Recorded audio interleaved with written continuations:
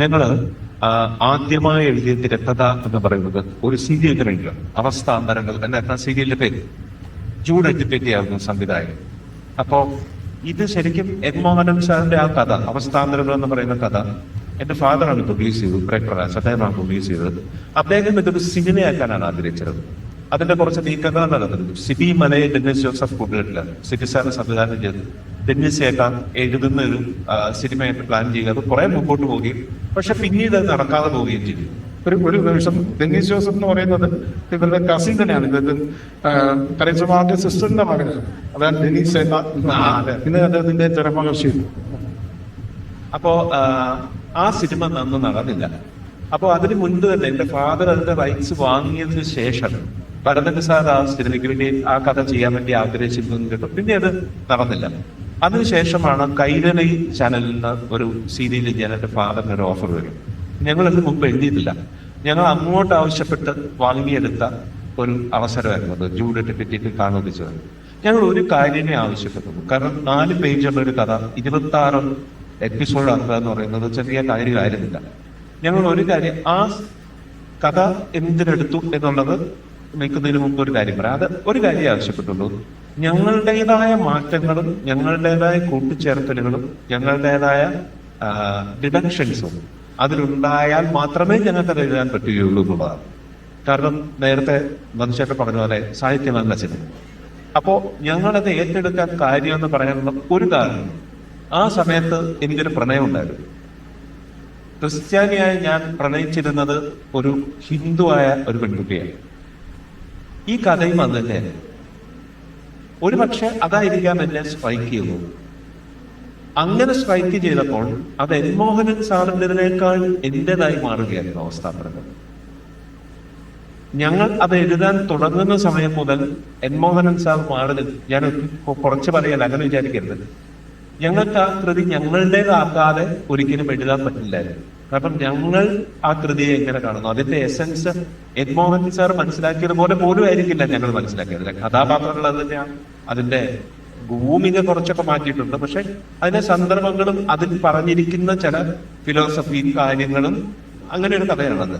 അത് ഞങ്ങളുടേതാക്കാനുള്ള ഒരു അനുവാദം അദ്ദേഹത്തിന്റെ മകളിൽ നിന്ന് ഞങ്ങൾ വാങ്ങിയിരുന്നു. അതിന്റെ ഏറ്റവും വലിയ രസമുള്ള കാര്യം എന്താണെന്ന് വെച്ചാൽ, ആ സീരിയൽ വന്നതിന് ശേഷമാണ് ഡെന്നീസിയൊക്കെ എഴുതിയ അവസ്ഥാന്തരങ്ങൾ കാണിക്കുന്നത്. ഞങ്ങൾ എഴുതിയതും ഡെന്നീസിയൊക്കെ എഴുതുന്നതിന് ഒരു ബന്ധം ഉണ്ടായിരുന്നില്ല. അപ്പൊ ഒരു കൃതി തന്നെ 2 പേർ എങ്ങനെ കാണുന്നു എന്നുള്ളതാണ് ഞങ്ങൾ മനസ്സിലാക്കുന്നത്. അതുകൊണ്ട് തന്നെ എനിക്ക് തോന്നിയത്, ഒരു സാഹിത്യ കൃതി എടുത്ത് സിനിമയാക്കുമ്പോൾ ആ സാഹിത്യകാരന്റെ ഒരു ലിമിറ്റ് അവിടെ അവസാനിക്കുകയും ഫിലിം മേക്കറുടെ അല്ലെങ്കിൽ സ്ക്രിപ്റ്ററുടെ അധികാരം അവിടെ തുടങ്ങുകയും ചെയ്യുകയാണെന്ന് എനിക്ക് തോന്നുന്നു. അതുകൊണ്ട് തന്നെ ആണ് എപ്പോഴും ഇനി അങ്ങോട്ടും അങ്ങനെ ഒരു എഴുതുകയാണെങ്കിൽ ഞങ്ങൾ ആവശ്യപ്പെടാൻ തോന്നുന്നതായിരിക്കും. ഞങ്ങൾക്ക് ഞങ്ങളുടേതായ അവകാശം വേണം. കാരണം നേരത്തെ NP സാർ പറഞ്ഞത്, പപ്പൻ പറഞ്ഞതുപോലെ എഴുത്തുകാരനെ സംബന്ധിച്ച് അന്തിമമാണ് എഴുതുന്നത്. അയാൾ എഴുതുന്നത് അയാൾക്ക് ഏറ്റവും പ്രിയപ്പെട്ടതായിരുന്നു. പക്ഷെ തിരക്കഥ എഴുത്തിൽ ഞങ്ങൾ ആദ്യം പഠിക്കുന്നത് കിൽ യുവർ ഫേവററ്റ് എന്നുള്ളതാണ്. നമ്മൾ എഴുതിയ ഏറ്റവും പ്രിയപ്പെട്ട ഡയലോഗ് എഡിറ്റിംഗ് ടേബിളിൽ വരെ കുറിച്ച് മാറ്റപ്പെടാം. അത് നമ്മുടെ സമ്മതത്തോടെ അല്ലാതെ വരെ തർക്കങ്ങളിലും ഒക്കെ ആയിരിക്കാൻ വരുന്നത്. പിന്നെ സിനിമയിലെ തിരക്കഥ എന്ന് പറയുന്നത് ഒരു എല്ലാവരും കൂടെ ചേർന്നുള്ള ഒരാളാണ്. അവിടെ ഇംപ്രവൈസേഷൻ ഒരുപാട് സാധ്യതയുണ്ട്. അവിടെ ഒരുപാട് പേർക്ക് അഭിപ്രായം പറയാനുണ്ടാവും. അവിടെ സംവിധായകൻ ഓഫ് കോഴ്സ്, പിന്നെ നടീനടന്മാർ, ടെക്നീഷ്യൻസ്, അസിസ്റ്റന്റ് ഡയറക്ടേഴ്സ്, ഇവരുടെ എല്ലാ ചോദ്യങ്ങളെല്ലാം നമ്മൾ എടുത്ത് ചെയ്യുന്ന ഒരു കാര്യമുണ്ട് ഈ തിരക്കഥ. അതുകൊണ്ട് തന്നെയാണ് എഴുത്തുകാരൻ എന്നുള്ള രീതിയിൽ ഞാൻ ഇവിടെ ഇരിക്കുമ്പോൾ എന്നെ ഒരു എഴുത്തുകാരനായിട്ടാണ് നിങ്ങൾ അറിയുന്നത്. എന്റെ ഐഡന്റിറ്റി ഒരു എഴുത്തുകാരനാണ്. പക്ഷെ ഞാൻ എഴുതിയ എന്തെങ്കിലും നിങ്ങൾ കണ്ടിട്ടുണ്ടോ എന്ന് ചോദിച്ചാൽ, ഞാൻ എഴുതിയ എന്തെങ്കിലും നിങ്ങൾ വായിച്ചിട്ടുണ്ടോ എന്ന് ചോദിച്ചാൽ ഇല്ല. അവിടെയാണ് തിരക്കഥാകൃത്ത് എന്താണെന്നുള്ളത് മനസ്സിലാകുന്നത്. കാരണം തിരക്കഥ എന്ന് പറയുന്നത് ഒരു സിനിമ ആകാത്തിടത്തോളം കാലം it is A dead thing. അതിന് യാതൊരു ഐഡന്റിറ്റിയും ഇല്ല. തിരക്കഥ സിനിമയാക്കാൻ വേണ്ടി മാത്രമുള്ളതാണ്. നമുക്ക് പ്രസിദ്ധീകരിക്കുക, അത് വേറെ കാര്യം. പക്ഷെ എഴുത്തുകാരൻ എന്ന് പറയുന്നത് കടലാസും പേരെ ഉപയോഗിച്ച് എഴുതുന്നുവെങ്കിൽ ഞാനെന്ന എഴുത്തുകാരനെ നിങ്ങൾ കാണുന്നത് തിരശീലയിലാണ്, ഒരിക്കലും എഴുത്തിലല്ല. അത്രത്തോളം അന്തരമുണ്ട് സാഹിത്യവും സിനിമയും തമ്മിൽ എന്ന് എനിക്ക് തോന്നുന്നു. അതുകൊണ്ട് തന്നെയാണ് ഞാൻ നേരത്തെ പറഞ്ഞതുപോലെ ഈ അന്തിമം എന്ന് പറയുന്ന ഒരു അവസ്ഥ സിനിമയിലില്ല. അന്തിമ തീരുമാനം എന്ന് പറയുന്ന ആരുടെ ആയിരിക്കും നമുക്ക് പറയാൻ പറ്റില്ല. ഓരോരുത്തരും ഇപ്പൊ ഞങ്ങൾ ഇപ്പൊ ഒരു സിനിമ ഷൂട്ട് ചെയ്തുകൊണ്ടിരിക്കുകയാണ്, ബേബി ഗേൾ എന്ന് പറഞ്ഞൊരു ഫിലിം ഇപ്പൊ ഷൂട്ട് ചെയ്തുകൊണ്ടിരിക്കുകയാണ്.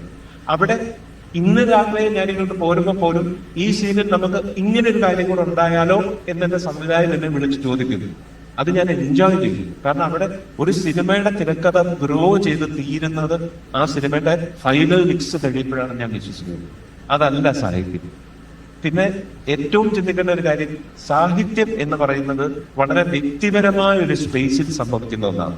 സിനിമ എന്ന് പറയുന്നത് ഒരു സാമൂഹ്യ തലമുണ്ട്. നമ്മളൊരു കൂട്ടം കൂടി ഇരുന്ന് കാണുന്ന ഒരു കാര്യമാണ്. ഒരു കണ്ടേജിയസ് എഫക്ട് ഉണ്ട് സിനിമയ്ക്ക്. അതുകൊണ്ടാണ് ഒരു സിനിമയിലെ ഒരു തമാശയ്ക്ക് ഒരാൾ ചിരിക്കുമ്പോൾ അത് എല്ലാവരിലേക്കും വരുന്നതും അതൊരു പൊട്ടിച്ചിരിയായി മാറുന്നതും ചെയ്യുന്നത് സിനിമയുടെ ഒരു കണ്ടേജിയസ് എഫക്റ്റ് ആണ്. സാഹിത്യത്തിന് അത് ഒരു പ്രൈവറ്റ് എക്സ്പീരിയൻസ് ആണ്, ഒരു പേഴ്സണൽ എക്സ്പീരിയൻസ് ആണ്. അതാണ് സിനിമയും സാഹിത്യമുള്ള വ്യത്യാസം എന്ന് എനിക്ക് തോന്നുന്നു. അതുകൊണ്ട് തന്നെ സിനിമയും സാഹിത്യവും തമ്മിൽ ഉള്ള ബന്ധം എന്താണെന്ന് ചോദിച്ചാൽ, എന്നെ സംബന്ധിച്ച് വ്യക്തിപരമായ ഒരു റൈറ്റർ എന്ന രീതിയിൽ എന്നെ സംബന്ധിച്ച് എന്റെ ഇൻവെസ്റ്റ്മെന്റ് ആണ് സാഹിത്യം. എന്റെ വായനയിൽ എന്റെ വായന ഞാൻ ഇൻവെസ്റ്റ് ചെയ്യുന്ന എന്റെ വായനയിൽ നിന്ന് എനിക്ക് കിട്ടിയിട്ടുള്ള ചില കാര്യങ്ങൾ അല്ലെങ്കിൽ ചില ബോധ്യങ്ങൾ ഒരു പക്ഷേ എന്റെ സിനിമയിൽ പ്രതിഫലിച്ചേക്കാം. അതിന് ഉദാഹരണം പറഞ്ഞാൽ ഇൻ മെമ്മോറി എന്ന് പറഞ്ഞ കവിത തോന്നുന്നു, ആരായിട്ട് ടെന്നിസന്റെ ഇൻ മെമ്മോറി ആണെന്നാണ് എന്റെ ഓർമ്മ. അതില് രണ്ട് സുഹൃത്തുക്കള് ഞാൻ എന്റെ ലിറ്ററേച്ചർ ക്ലാസ്സിൽ പഠിച്ചൊരു കവിതയാണ്. രണ്ട് സുഹൃത്തുക്കൾ പിരിഞ്ഞിട്ട് വർഷങ്ങൾക്ക് ശേഷം അവര് കാണുന്നില്ല. ഒരാള് ആ സ്പേസിലേക്ക് തിരിച്ചെത്തുന്നു. ആ സ്പേസിന്റെ പല കാര്യങ്ങളും പലതും ഇല്ല, ഒരു വീടില്ല, ഒന്നുമില്ല. ആകെ അയാൾ തിരയുന്നത് അവർ ഒരുമിച്ചിരിക്കാറുള്ള ഒരു മരം ഇപ്പോഴും ഉണ്ടെന്നുള്ളതാണ്. ആ മരം അയാൾ കണ്ടെത്തുന്നുണ്ട് ആ കവിതയിൽ. ആ മരം കണ്ടെത്തുമ്പോൾ അയാൾക്ക് വല്ലാത്തൊരു ഒരു സന്തോഷത്തിന്റെ നിമിഷമാകുന്നുണ്ട്. ഈ കാര്യം ഞങ്ങളുടെ നോട്ട്ബുക്ക് എന്ന് പറയുന്ന സിനിമയിൽ 3 പെൺകുട്ടികൾ ചേർന്ന് ഒരു മരം നടുന്നത് അവര് ചെയ്തത് ഒരു പക്ഷേ ഈ ടെന്നിസന്റെ ഇൻ മെമ്മോറിയമായിരിക്കാം ഞങ്ങളെ ഇൻസ്പയർ ചെയ്തത്. അത്തരത്തിലുള്ള കൊടുക്കൽ വാങ്ങലുകളാണ് ഒരു ഇൻവെസ്റ്റ്മെന്റ് എന്ന രീതിയിൽ. ഒരു ATM കാർഡ് പോലെയാണ്. നമ്മൾ ഇൻവെസ്റ്റ് ചെയ്യുന്നു, ഏതോ ഒരു സമയത്ത് നമ്മളുടെ ഒരു ഭാവനയിൽ നമുക്കൊരു പ്രചോദനം ആവശ്യമായി വരുമ്പോൾ ഒരു കാർഡ് വെച്ച് നമ്മൾ സ്വൈപ്പ് ചെയ്തെടുക്കുന്നു എന്നുള്ളത് പോലെ ഈ സാഹിത്യം ഒരു എഴുത്തുകാരൻ തിരക്കഥാകൃത്തിന്റെ തലച്ചോറിന്റെ ഏതോ ഒരു ഭാഗത്ത് ഇങ്ങനെ കിടക്കുന്നുണ്ടായിരിക്കാമെന്ന് വിചാരിക്കുന്നു. ആവശ്യം വരുമ്പോൾ അത് ഉണരുന്നു എന്ന് എനിക്ക് തോന്നുന്നു. ഒരു തിരക്കഥാകൃത്ത് ഒരിക്കലും ഒരു സാഹിത്യകാരനാണെന്ന് എനിക്ക് തോന്നിയിട്ടില്ല. പക്ഷെ സാഹിത്യ ബോധം ഉണ്ടായി തീരും എന്നാണ് എനിക്ക് തോന്നുന്നത്. അത് ഒരു നല്ല ക്യൂവാണ്. കാരണം സാഹിത്യ ബോധം, കാരണം ഇപ്പോൾ നമ്മുടെ സിനിമയിൽ എത്രത്തോളം കാവ്യസാരമുണ്ട് എന്ന് ആലോചിക്കുന്നുണ്ട്. ഒരു രസകരമായിട്ടുള്ള ഒരു സമസ്യ സിനിമ ഇപ്പോൾ പ്രസന്റ് സിനിമ എന്ന് പറയുന്നത് വർത്തമാനയുടെ സിനിമ സാഹിത്യത്തിൽ നിന്ന് വളരെ വളരെ ഒരു 7 ചുവടുമല്ല 34 ചുവടപ്പുറത്ത് തീണ്ടപ്പാട് പാഞ്ചിരിക്കുന്ന പോലെയാണ്. കഴിഞ്ഞ 10 വർഷത്തിനിടയ്ക്ക് ഏതെങ്കിലും ഒരു സാഹിത്യ കൃതിയെ അവതരിപ്പിച്ച് ഉള്ളുമുറിയുന്ന മാധ്യമത്തിൽ പറയാം എത്ര സിനിമകൾ ഉണ്ടായിട്ടുണ്ട് എന്ന് വളരെ ഇരുന്ന് ആലോചിച്ചു നോക്കും. ഓട്ടോറിക്ഷക്കാരന്റെ മകളൊക്കെയാണ് തോന്നുന്നു അവസാനം ചെറുകഥയിൽ നിന്നൊരു സിനിമയുണ്ടാകുന്നത്. വളരെ ഒരുപക്ഷെ ഞാൻ മിസ്സിംഗ് സാഹിത്യത്തിൽ നിന്ന് വല്ലാതെ സിനിമ അകലുന്നു എന്ന് ബാബുവിനകത്ത് തോന്നിയിട്ടുണ്ട്.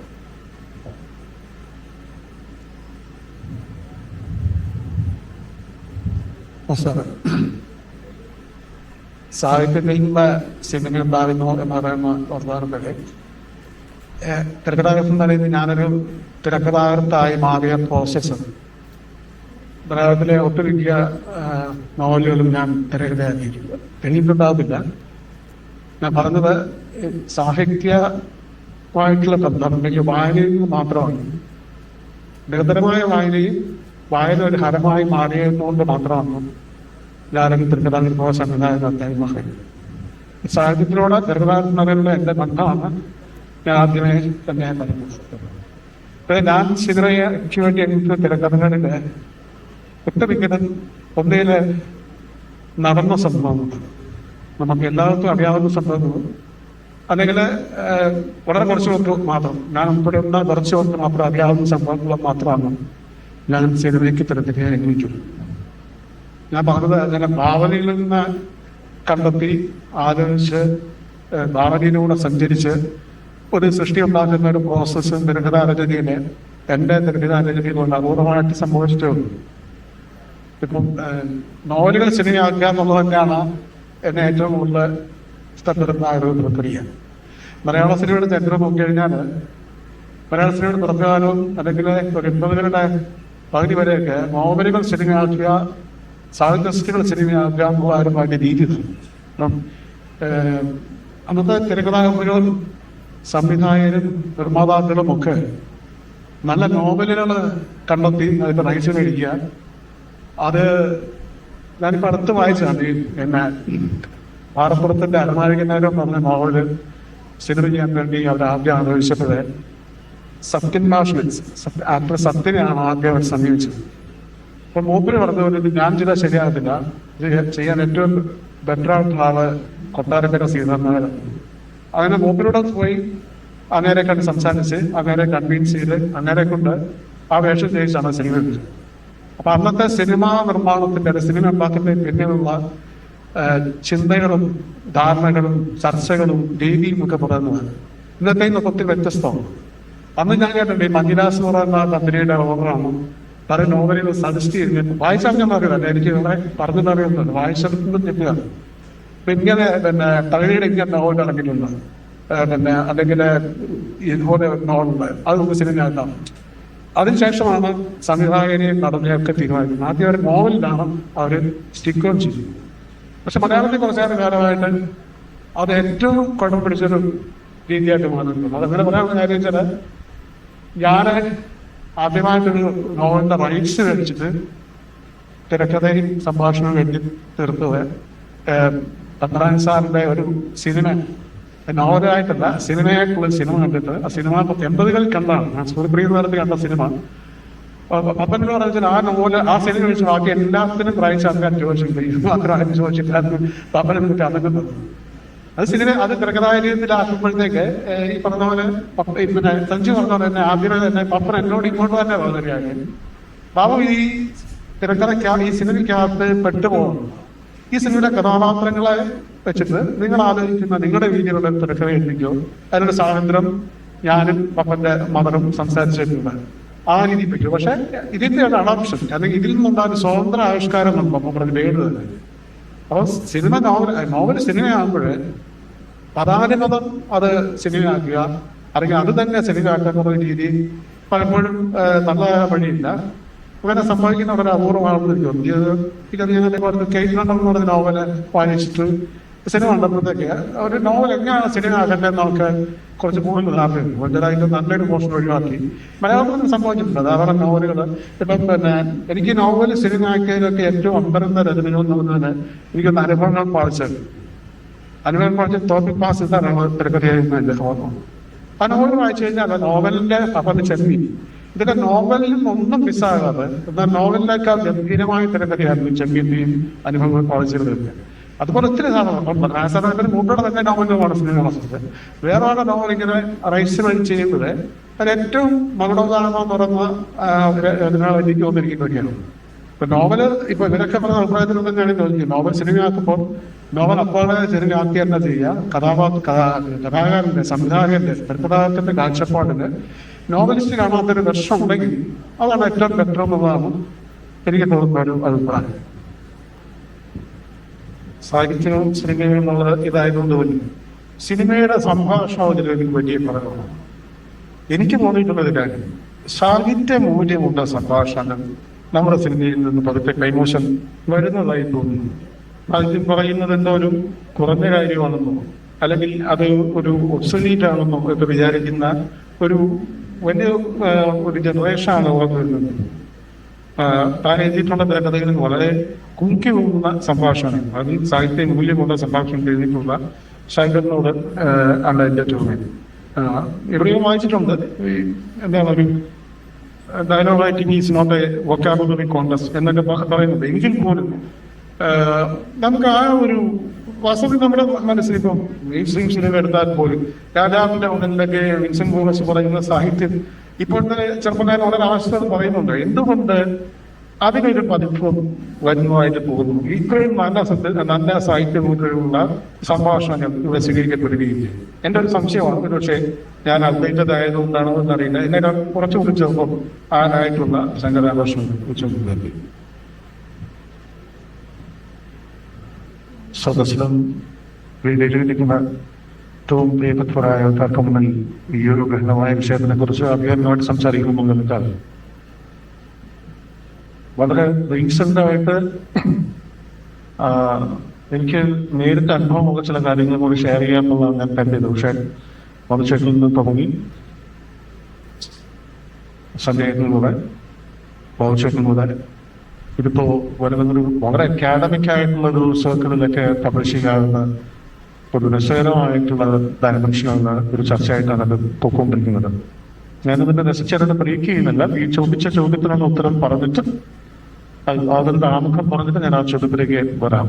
നമ്മളിപ്പോ ഇന്ത്യൻ സിനിമ എന്ന് പറയുമ്പോൾ ആദ്യം നമ്മുടെ ചലച്ചിത്ര വിദ്യാർത്ഥി എന്നുള്ള നിലയിൽ കാണുന്ന ഒരു ചലച്ചിത്ര കണ്ടു തുടങ്ങുന്ന ഒരു ആൾ പോലും കാണുന്ന സിനിമകൾ എന്ന് പറയുന്നത് പത്തുപേർ പാഞ്ചാലിയൊക്കെയാണ്. അത് നമ്മൾ ഡെഫിനറ്റ്ലി നമുക്ക് അറിയാവുന്ന കാര്യം ഒരു ലിറ്ററേച്ചറിൽ നിന്ന് ആക്ട് ചെയ്യപ്പെട്ട ഒരു മെറ്റീരിയലാണ്. നമ്മൾ കണ്ട ചാരുലത പോലെയുള്ള സിനിമകൾ, കാഞ്ചന സീത പോലെയുള്ള സിനിമകൾ, ഇതെല്ലാം തന്നെ മൃഗപോലെയുള്ള അനുഗ്രഹീയ ശിഖാദിൽ നിന്നും അവലംബിച്ച സിനിമയാണ്. അങ്ങനെ പല സിനിമകളും ആദ്യകാലങ്ങളിൽ പലപ്പോഴും സിനിമ സാഹിത്യത്തിനോട് ചേർന്ന് നിന്ന് അതിന്റെ കോർ മെറ്റീരിയൽ കണ്ടെത്തി. അതിനുശേഷം ഇന്നിപ്പോ വളരെ റീസെന്റ് ആയിട്ട് കഴിഞ്ഞൊരു 15 years ആയിട്ട് പലപ്പോഴും അതൊരു പത്രവാർത്ത തുമ്പിൽ നിന്നോ ഒരു നോൺ ഫിക്ഷനിൽ നിന്നോ ഫിക്ഷണലൈസ്ഡ് ആയിട്ട് ഒരു വേൾഡിന് അപ്പുറത്താണ് കോൺഫ്ലിക്റ്റ് ഉള്ള ഒരു നോൺ ഫിക്ഷൻ മെറ്റീരിയൽ നിന്നാണ് പലപ്പോഴും സിനിമ അതിന്റെ റൂട്ട് കണ്ടെത്തുന്നത്. അപ്പോൾ primarily what we understand is that നമ്മൾ എല്ലാവരും തന്നെ പരിചിതമായിട്ടുള്ള 100 Years of Solitude, Love in the Time of Power പോലെയുള്ള മനോഹരമായ സാഹിത്യ സൃഷ്ടികൾ സിനിമയാക്കപ്പെട്ടപ്പോൾ എവിടെയോ അതിനൊരു മൂല്യച്യുതി സംഭവിച്ചിട്ടുണ്ട്. അല്ലെങ്കിൽ നമ്മുടെ മനസ്സിൽ കണ്ടെടുത്തോളമുള്ള ഒരു സാഹിത്യ സർവസ്വം അതിന്റെ ആത്മാംശം ചോർന്നുകൊണ്ട് വെറും നിഴൽ രൂപങ്ങളായി സിനിമയിലേക്ക് വന്നത് നമ്മുടെ മുന്നിൽ ഇപ്പോൾ OTT പ്ലാറ്റ്ഫോമിലൊക്കെ നമ്മൾ കണ്ടുകൊണ്ടിരിക്കുകയാണ്. അപ്പൊ നാച്ചുറലി നമ്മുടെ ഒരു ചോദ്യം നമ്മൾ ഇതിന്റെ മോഡറേറ്ററും ചെയ്യുന്ന സാഹിത്യകാരനും സിനിമാകാരനുമായ ഒരാൾ പറഞ്ഞു വെച്ചത് സാഹിത്യവും സിനിമയും തമ്മിൽ മറ്റേത് കലയും തമ്മിൽ സിനിമ എടുക്കുന്നത് പോലെ ഒരു ബന്ധമേ ഉള്ളൂ. പ്രൈമർലി ആസ് സഞ്ജയ് സെഡ്, ഇതൊരു ബ്ലൂ പ്രിന്റ്. നമ്മളെ സംബന്ധിച്ചിടത്തോളം കെട്ടിടത്തിന്റെ ബ്ലൂ പ്രിന്റ് എങ്ങനെയാണോ അത് തന്നെയാണ് സിനിമയെ സംബന്ധിച്ചിടത്തോളം.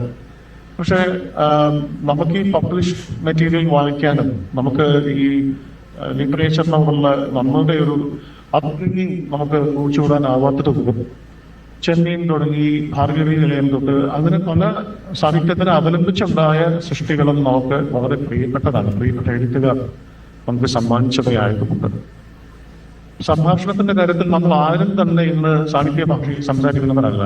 യാതൊരു തരത്തിലും നമ്മൾ നിത്യജീവിതത്തിലോ അല്ലെങ്കിൽ ഈവൻ ശ്രീ പത്മനാഭൻ സിനിമകളിൽ പോലും അത് ഉപരിതത്തിൽ ഫൽമാൻ തൊട്ട് അവസാന സിനിമ വരെ ആൾക്കാർ സംസാരിക്കുന്നത് അതിൽ വരുന്ന പ്രതിപാത്രം അതാത് ദേശങ്ങളെ റെപ്രസെന്റ് ചെയ്യുന്ന ഭാഷണം തന്നെയാണ് അവർ നൽകിയിട്ടുള്ളത്. ആ ചോദ്യത്തിന്റെ അടുത്തുള്ള ചെറിയൊരു കൊലക്ഷൻ പറയുന്നത് ഞാൻ എപ്പോൾ തിരഞ്ഞെടുത്ത ഏരിയയിലും ആദ്യത്തെ കോൾ വരുന്നത് അങ്ങനെയാണ്.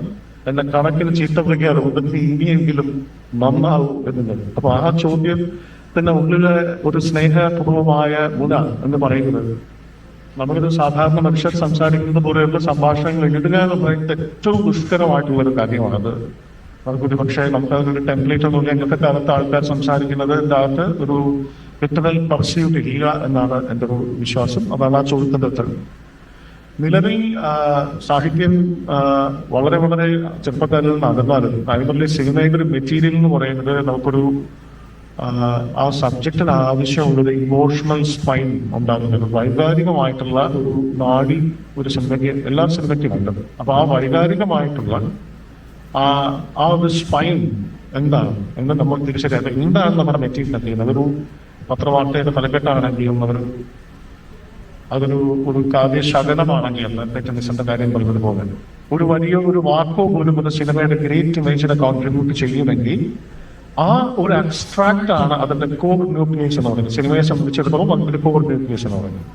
സിനിമയുടെ ഒരു പോസിബിലിറ്റി എൻലെസ് ആണ്. അതായത് നമ്മളെ സംബന്ധിച്ചിടത്തോളം ഈ പരമാണുവിൽ നിന്നും നമുക്ക് ശൂന്യാകാശത്തിന്റെ ഏറ്റവും വലിയ സ്പേസിലേക്ക് പോലും കൊണ്ടുപോകാൻ പറ്റുന്ന തരത്തിൽ നമുക്കൊരു പക്ഷേ സാഹിത്യത്തിനേക്കാൾ ഒരു പക്ഷേ എന്തുകൊണ്ടും പൊട്ടൻഷ്യലി ഉള്ള ഒരു ആർട്ട് ഫോം തന്നെയാണ് സിനിമ നന്നായി ഉപയോഗിച്ചത്. നമ്മൾ ചന്ദ്രനെ തൊട്ടിരിക്കുന്നു, നമ്മൾ ചന്ദ്രനിൽ ലാൻഡ് ചെയ്തിരിക്കുന്നു എന്നൊക്കെയുള്ള സംഖ്യയിൽ നിന്നും നമ്മൾ ഫസ്റ്റ് മാൻ എന്നൊക്കെയുള്ള സിനിമ കാണുമ്പോൾ അയാളുടെ മകളുടെ ദേഹവിയോഗത്തിന് ശേഷം ആ മകൾക്ക് അമ്പിളി അമ്മാവനെ പിടിച്ചു കൊടുക്കാമെന്ന് കുട്ടിക്കാലത്ത് അയാൾ പറഞ്ഞിരുന്ന ഒരൊറ്റ ചെറിയ ഒരു ഫാദേഴ്സ് പ്രോമിസിന് വേണ്ടിയിട്ടാണ് ആദ്യമായിട്ട് ചന്ദ്രോപത്തിൽ കാലിൽ പാത സ്പർശം നടത്തിയ ആളുടെ ഒരു സ്പേഷ്യൽ ട്രിപ്പ് എന്ന് പറയുന്ന ഒരു തീമാണ് ഫസ്റ്റ് മാൻ എന്നുള്ള സിനിമയ്ക്ക് അകറ്റുന്നത്. അപ്പൊ നമുക്ക് മനസ്സിലാവുന്ന നമുക്കൊരു പോയട്രി പോലെ അയാൾ ചെന്നിട്ട് അയാളുടെ മകളുടെ കയ്യിൽ മകളെ ഏറ്റവും കൂടുതൽ കരുതലോടെ സൂക്ഷിച്ചിരുന്ന ഒരു കളിപ്പാവയെ അയാൾ അവിടെ നിന്നിട്ട് ആ ഒരു സീരിയസ് എറ്റേണിറ്റിക്കകത്ത് അയാൾ ഇടുന്ന ഒരു മൊമെന്റാണ് ആ സിനിമ. അത് നമുക്ക് സിനിമയിൽ നിന്നും തിരിച്ച് സാഹിത്യത്തിലേക്ക് ഒരു പക്ഷെ നമ്മൾ ഓർമ്മിപ്പിക്കുന്ന, അതായത് നമ്മൾ വായിച്ചിട്ടുള്ള സാഹിത്യം എന്ന വലിയ കടലിനെ ഓർമ്മിപ്പിക്കുന്ന മൊമെന്റ്സ് സിനിമയിൽ നിന്ന് നമുക്ക് കൊണ്ടുവരാനാകുന്ന തരത്തിൽ പൊയറ്റിക് ആയിട്ടുള്ള മൊമെന്റ്സ് നിശബ്ദതയിലൂടെ നമുക്ക് കൊണ്ടുവരാനാകുന്ന ഒരു മീഡിയത്തിനെ കുറിച്ചാണ് നമ്മൾ സംസാരിക്കുന്നത്. ഇന്നത്തെ ചെറുപ്പക്കാർ സിനിമയെ കാണുന്നത് സാഹിത്യത്തിന്, അല്ലെങ്കിൽ നമ്മൾ ശീലിച്ച സാഹിത്യം എന്ന് പറയുന്ന, അല്ലെങ്കിൽ നമ്മളെന്ന് പറയുന്ന ഒരു തലമുറ ശീലിച്ചിട്ടുള്ളത് റൈറ്റിംഗിന്റെ ബാക്ക്ഗ്രൗണ്ടിലല്ല. അവർ കൂടുതൽ വിഷ്വലി ഇൻസ്പയർഡ് ആണ്.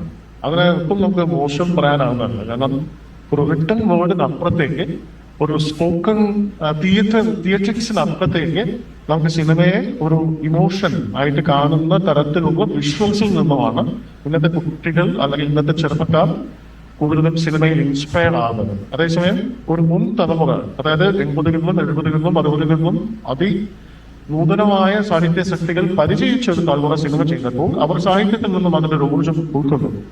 ഇന്നത് അതിൽ നിന്നും ഉണ്ടാക്കിയ സിനിമകളിൽ നിന്ന് അവർക്ക് മനസ്സിലായാലും അപ്പോഴത്തേക്ക് സിനിമയ്ക്ക് സാധ്യതയുണ്ട്. കാരണം as a western art basically it was never dependent on literature. Unlike an Indian, നമ്മുടെ ഒരു പരിണാമത്തിന്റെ പ്രോസസ്സിൽ നമ്മൾ ലിറ്ററേച്ചറിനെ ആശ്രയിച്ചുവെങ്കിലും cinema as a western art it was never literature oriented that വേ.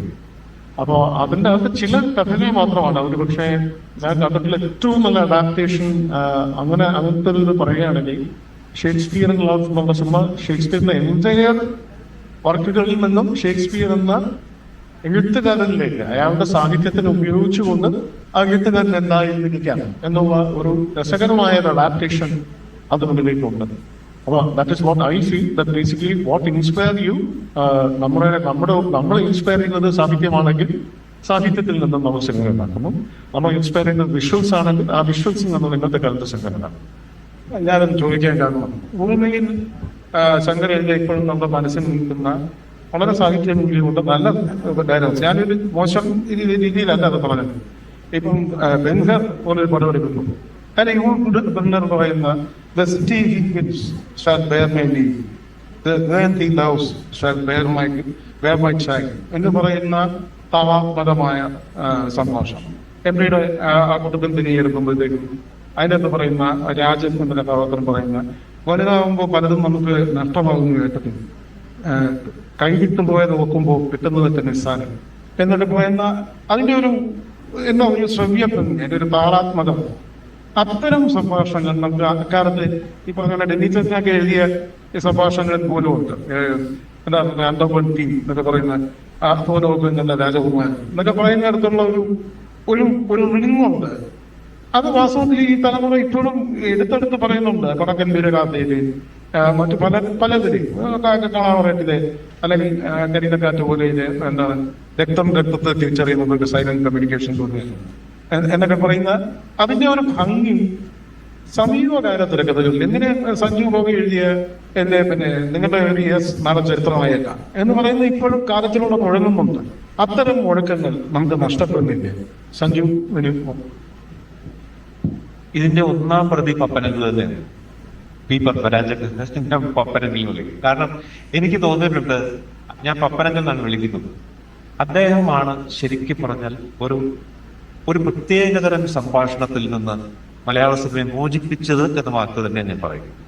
കാരണം നമുക്ക് വാക്കാൻ മുന്തിരിത്തോപ്പുകൾ എന്നുള്ള സിനിമയില് നിങ്ങളുടെ മോളുടെ കാര്യം നിങ്ങൾ നോക്കുന്നുണ്ട് എന്ന് സോളമൻ എന്ന് പറയുന്ന കഥാപാത്രം പറയുമ്പോൾ ഒരു 3 പേജിന്റെ സംഭാഷണമാണ് അദ്ദേഹം ഒറ്റ വരിയിലാക്കിയിരിക്കുന്നത്. എത്ര കുത്തുപൊത്തി എന്ന് വടക്കോതി അവതരിപ്പിച്ച കഥാപാത്രം പെരുവഴിയപ്പെടുത്തും ചോദിക്കുമ്പോൾ അയാളുടെ അതുവരെയുള്ള പ്രതികാരവാഞ്ചയെല്ലാം പുറത്തു വന്നിരിക്കുന്ന ഒറ്റ ഡയലോഗിൽ കൂടിയാണ്. അപ്പോ അദ്ദേഹം ആണ് അത് തുടങ്ങി വെച്ചത് എന്നെനിക്ക് വളരെ കൂടുതലായിട്ട് തോന്നുന്നു. ഇപ്പൊ കരീരക്കാറ്റ് പോലെയുടെ എക്സാമ്പിള് പപ്പൻ പറയുമ്പോഴും അത് പറയുന്ന ആൾ ഒരു സാഹിത്യകാരനാണ്, കഥാപാത്രം സാഹിത്യകാരനാണ്. അതുകൊണ്ടാണ് പപ്പനുള്ള അങ്ങനെ ഒരു എഴുതിയത് എന്നെനിക്ക് തോന്നുന്നു. പക്ഷെ ഈ പറയുന്ന പോലെ ഈ ഡയലോഗ് എനിക്ക് തോന്നുന്നത്, ഞാനത് ശങ്കർ പറയുന്നത് വിയോജിക്കുന്നത് എന്താന്ന് വെച്ചാൽ, ഞാൻ വീണ്ടും ഇപ്പൊ ചെയ്യുന്ന ഒരു സിനിമ, ഇപ്പൊ പ്രസന്റ് ചെയ്യുന്ന ഒരു സിനിമയുമായിട്ട് ബന്ധപ്പെട്ടാണ്. അപ്പൊ അതില് ഒരു ഡയലോഗ് ഉണ്ട്, ഇവരെ ഒരു കാര്യം എനിക്കൊന്ന് ബോധ്യപ്പെടുത്താനാണ്. ഇതാണ് ഞങ്ങൾ എഴുതി വെച്ചിരിക്കുന്ന ഡയലോഗ്. ഒരു കാര്യം ഇവരെ ഒന്ന് ബോധ്യപ്പെടുത്താനാണ്. ഇത് പറയുന്ന ക്യാരക്ടർ എന്ന് പറയുന്നത് 22 വയസ്സുള്ള ഒരു ക്യാരക്ടറാണ്. അത് അവതരിപ്പിക്കുന്ന നടൻ എന്ന് പറയുന്നത് സംഗീത് പ്രതാപ് എന്ന് പറഞ്ഞ് പ്രേമനു പോലെയുള്ള സിനിമകളിൽ അഭിനയിച്ച സംഗീത് പ്രതാപാണ് അത് അവതരിപ്പിക്കുന്നത്. അപ്പൊ അത് ചെയ്തുകൊണ്ടിരിക്കുമ്പോൾ ഈ സംഗീത് പ്രതാപ് എന്നോട് ചോദിച്ചു, ചേട്ടാ ബോധ്യപ്പെടുത്തുന്നത് എന്ന് പറയുന്നതിനപ്പുറം ഇവരൊന്ന് കൺവിൻസ് ചെയ്യാനാണ് പറഞ്ഞോട്ടെ, കാരണം ഞങ്ങളുടെ ഇത് അങ്ങനെയാണ് ഉപയോഗിക്കുന്നത്. അതിനെ നമ്മൾ സ്വാഗതം ചെയ്യുക, അല്ലാതെ നമ്മുടെ വേറെ വഴിയില്ലെന്നാണ് എനിക്ക് തോന്നുന്നത്. അതുകൊണ്ട് തന്നെയാണ് ഒരുപക്ഷെ ഒരു യങ്സ്റ്റേഴ്സിന് വേണ്ടി, അല്ലെങ്കിൽ 20-21 വയസ്സ് മാത്രം പ്രായമുള്ളവരുടെ ഒരു തിരക്കഥ എഴുതാനുള്ള പ്രാപ്തി ഇനി ഞങ്ങൾക്കുണ്ടോ എന്ന് ഞങ്ങൾക്ക് പേടി തോന്നാൻ തുടങ്ങുന്നത് ഇങ്ങനത്തെ കാര്യങ്ങൾ ഉണ്ടാകുമ്പോഴാണ്. അപ്പൊ നമ്മൾ ശരിക്കും ഇപ്പൊ ഞാൻ ഒക്കെ സിനിമ കണ്ടു വളർന്നെന്ന് പറയുന്നത് 80-കൾ 90-കളാണ്. ആ സമയത്ത് 60-കളിലെ സംഭാഷണ ശകലങ്ങൾ ഞങ്ങൾക്ക് ഭയങ്കര കോമഡി ആയിട്ട് തോന്നുമായിരുന്നു, വളരെ ഡ്രമാറ്റിക് ആയിട്ടും വളരെ ലൗഡായിട്ട് തോന്നുമായിരുന്നു. പിന്നീട് സംഭവിക്കുന്ന അനിവാര്യതയാണിത്. ഈ 2000-ൽ എത്തുമ്പോൾ 80-കളിലെ സംഭാഷണത്തിൽ സംഭവിക്കുന്നു. ഇപ്പൊ എത്തുമ്പോൾ 2000-ലെ സംഭാഷണത്തിൽ എത്തുമ്പോൾ ഒരു പക്ഷേ ഇപ്പൊ പപ്പൻ പറയുന്നത് നിങ്ങളുടെ ഒരു ഒറ്റ എസ് എന്ന് പറയുന്നത് ഇപ്പൊ ഞങ്ങൾ എഴുതുകയാണെങ്കിൽ ഞങ്ങൾ അത് വേറെ രീതിയിൽ എഴുതാൻ നിർബന്ധിതരാകും. അത് ഒരു കുഴപ്പമായിട്ടോ ഒരു മൂല്യച്യുതിയായിട്ടോ അല്ല ഞാൻ അതിനെ കാണുന്നത്. ഞാൻ അതിനെ കാണുന്നത് പുതിയ എന്തെങ്കിലും സങ്കേതങ്ങൾ ഉണ്ടാക്കാൻ, പുഷിംഗ് ദ എംവലപ്പ് എന്ന് പറയുന്നത് ഞങ്ങളുടെ ഒരു ലിമിറ്റിനെ ഒന്ന് ക്രോസ് ചെയ്യാൻ വേണ്ടിയുള്ള ഒരു ചെറിയ ഒരു പുത്തനാണ് അതെന്നാണ് ഞങ്ങൾക്ക് തോന്നിയിട്ടുള്ളത്. I M all for literary dialogues. ഈ പറയുന്നത് ഉറുമി എനിക്ക് ഫേവററ്റ് സിനിമയാണ്. ബെന്നീസെറ്റ് എഴുതിയ ഇൻസെറ്റ് ഗോമസ് ഒരിക്കൽ ആദ്യം പലരും ചോദിച്ചൊക്കെ കണ്ട് കുളവ് കൂട്ടിട്ടുള്ള ആളാണ് ഞാൻ. ഇതൊക്കെ ഉണ്ടായിട്ടുണ്ടെങ്കിൽ പോലും നമുക്ക് if you want to or not, നമുക്ക് ഇഷ്ടമാണെങ്കിലും ഇല്ലെങ്കിലും മറ്റൊരു തരം ഡയലോഗുകൾ ഇപ്പൊ ഡിജിറ്റൽ യുഗത്തിൽ അല്ലെങ്കിൽ ഇൻസ്റ്റഗ്രാമിൽ കൂടെ ലേഖനങ്ങളും കാര്യങ്ങളും ഒക്കെ വായിക്കുന്ന ഒരു തലമുറയാണ് ഇപ്പൊ ഞങ്ങളുടെ പ്രായത്തിലുള്ളവരുടെ സ്വന്തമല്ല ഈ കാലം. ഈ കാലം 25, 22, 20 വയസ്സുള്ളവരുടെ സ്വന്തമാണ്. അപ്പൊ ആ സ്വന്തം ഈ 16 മുതൽ 35 വയസ്സ് വരെയാണ് ഏറ്റവും കൂടുതൽ ലോകത്ത് പ്രേക്ഷകർ കണക്കുകൾ തന്നെയാണ്. ആ പ്രായത്തിലുള്ളവർക്ക് വേണ്ടി എഴുതുമ്പോൾ റൈറ്റർ ഹാസ് ടു അഡാപ്റ്റ്. വാശി പിടിച്ചോണ്ടിരിക്കുന്ന കാര്യമില്ല എന്നതാണ് എനിക്ക് തോന്നുന്നത്. വളരെ അതിനോട് കോംപ്ലിമെന്റ് ചെയ്തെന്ന് വന്നത്. പക്ഷേ ബാബുചേട്ടനും എന്നെ കുറച്ച് മുമ്പുള്ളൊരു ഡെക്കേഡ് സിനിമയിൽ വർക്ക് ചെയ്തിട്ടുള്ള ആൾക്കാരായതുകൊണ്ട് ഈ തിരക്കഥാകൃത്തുക്കൾ വളരെ സൂത്രശാലികളാണ്. കൃത്യമായിട്ട് ആരാണ് നമ്മുടെ ഓഡിയൻസ്, ആർക്ക് വേണ്ടിയാണ് ബാബുചേട്ടൻ നമ്മൾ സിനിമ ഉണ്ടാക്കുന്നത്, നമ്മുടെ ഓഡിയൻസ് കണക്ട് ചെയ്ത ഡയലോഗും നമ്മൾ വർക്ക് ചെയ്യുന്നുണ്ടോ എന്നുള്ളതാണ് തിരക്കഥാകൃത്ത് ആദ്യം ആലോചിക്കുന്നത്. അപ്പം തിരക്കഥാകൃത്തിന് മനസ്സിലാവുമ്പോൾ നമ്മളുടെ പ്രൈമറി ഓഡിയൻസ് എന്ന് പറയുന്നത് സാഹിത്യം വായിക്കുന്ന, സാഹിത്യത്തിനെ അപ്രീഷിയേറ്റ് ചെയ്യുന്ന, ഒരു ഘടാനകളുടെ നഗരം എന്നൊക്കെ പറഞ്ഞാൽ ഗംഭീരമാണ് എന്ന് തോന്നുന്ന, അല്ലെങ്കിൽ ഗംഭീരമായിട്ടുള്ള ഒരു സോഷ്യൽ പൊളിറ്റിക്കൽ ഡയലോഗിന് പോസ്റ്റിയായിട്ടിരിക്കുന്ന ഒരു ജനസമൂഹത്തിനെയാണ് നമ്മുടെ സിനിമ അഡ്രസ് ചെയ്യുന്നതെങ്കിൽ നമുക്കൊരു ശ്രീരാമപുരൻ, രഞ്ജിത്ത് മോഡിലുള്ള ഡയലോഗുകൾക്ക് ഒരു ഓഡിയൻസ് ഉണ്ടായിരുന്ന കാലം. Now the audience have changed. According to the audience അവർക്ക് അത്രത്തോളം സാഹിത്യത്തിനോട് നിരന്തരമായി സാഹിത്യം വായിക്കുന്ന, നിരന്തരമായി സാഹിത്യത്തിൽ അഭിനമിക്കുന്ന ഒരു ജനതയ്ക്ക് വേണ്ടി അല്ല നമ്മൾ സിനിമ ചെയ്യുന്നത് എന്ന ബോധ്യം ഉണ്ടായാൽ നമ്മൾ അവർക്ക് വേണ്ടി, അവർക്ക് കണക്ട് ചെയ്യുന്ന ഡയലോഗ് എഴുതി അവരെ ഇതാക്കുന്നത്. മറ്റൊരു വളരെ ചുരുങ്ങിയ 3%, 5%നുള്ളിൽ വരുന്ന ഒരു ചെറിയ സമൂഹത്തിനെ അട്രാക്ട് ചെയ്യാൻ ഒരു ഫേസ്ബുക്ക് പോസ്റ്റിൽ അല്ലെങ്കിൽ അങ്ങനെ എഴുതുന്ന ഒരു ഫേസ്ബുക്ക് ത്രെഡിനകത്ത് നമ്മളുടെ പേരും കൂടെ ഇൻക്ലൂഡഡ് ആകാം എന്നതിനപ്പുറം ഒരു മാസിലേക്ക് ചാമ്പിക്കോ തന്നെയാണ് ഓർക്കാവുന്നത് മറ്റൊരു. അത് ഒരു കാര്യം കൂടെ ഞാൻ ആഡ് ചെയ്യാണ്, സോറി. അതിൽ ഏറ്റവും ഒരു ഉദാഹരണമായിട്ട് എനിക്ക് തോന്നുന്നത് കുമ്പളങ്ങി നൈറ്റ്സ് പോലത്തെ സിനിമകളാണ്.